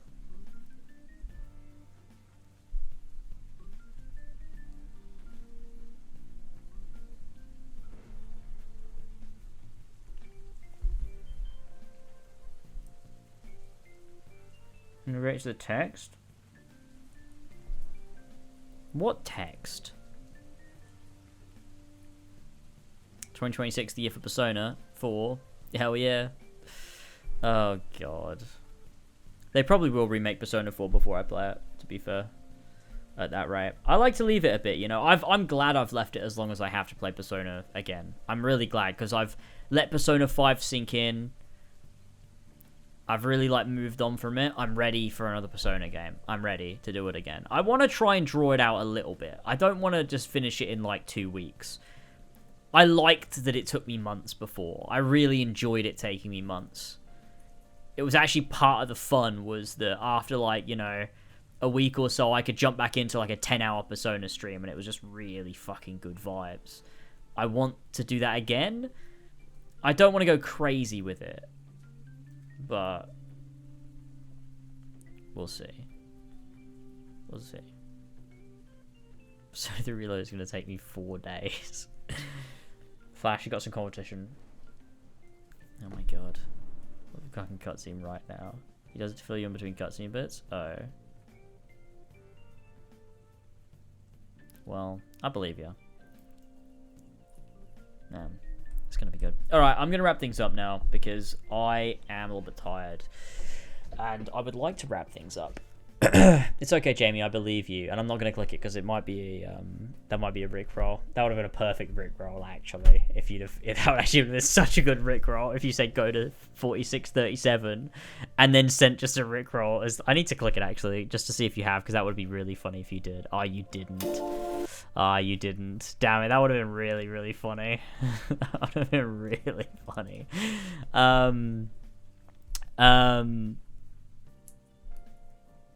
But yeah, I will see you all soon. Thank you so much for tuning in. I will stream hopefully next week, because I'm not going to be live over the weekend because it's Zelda's birthday, her family's visiting. I'm just going to be vibing and also trying to finish up Black Flag so I can get the skeleton of the script done, because once that bit's done, all I've got then is writing the actual script, and then I'm sorted, and I can just get through writing, and that'll be good.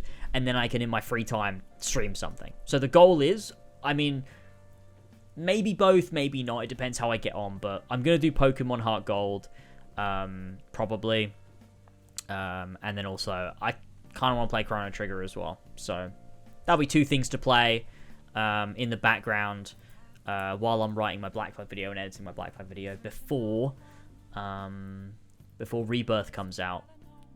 So I could do Pokemon, I could do Chrono Trigger, then I'll jump into Rebirth, then I'll do Reload. It's gonna be sick. Streaming is back in a big way, fellas, alright? This is gonna be great. My Black Flag video is gonna slap, I'm telling you, alright? I'm feeling good, I'm feeling positive. That's because I had a big break. I'm about to burn out. Give me a couple weeks. The burnout will happen and I'll feel like shit again. But right now I feel really, really good. Okay. Thank you everybody for tuning into the stream, and I will see you next week probably for a little bit more gaming where we might just start Pokemon. That'd be pretty good. Alright. Have a good weekend everybody, and I'll see you later on. Bye bye.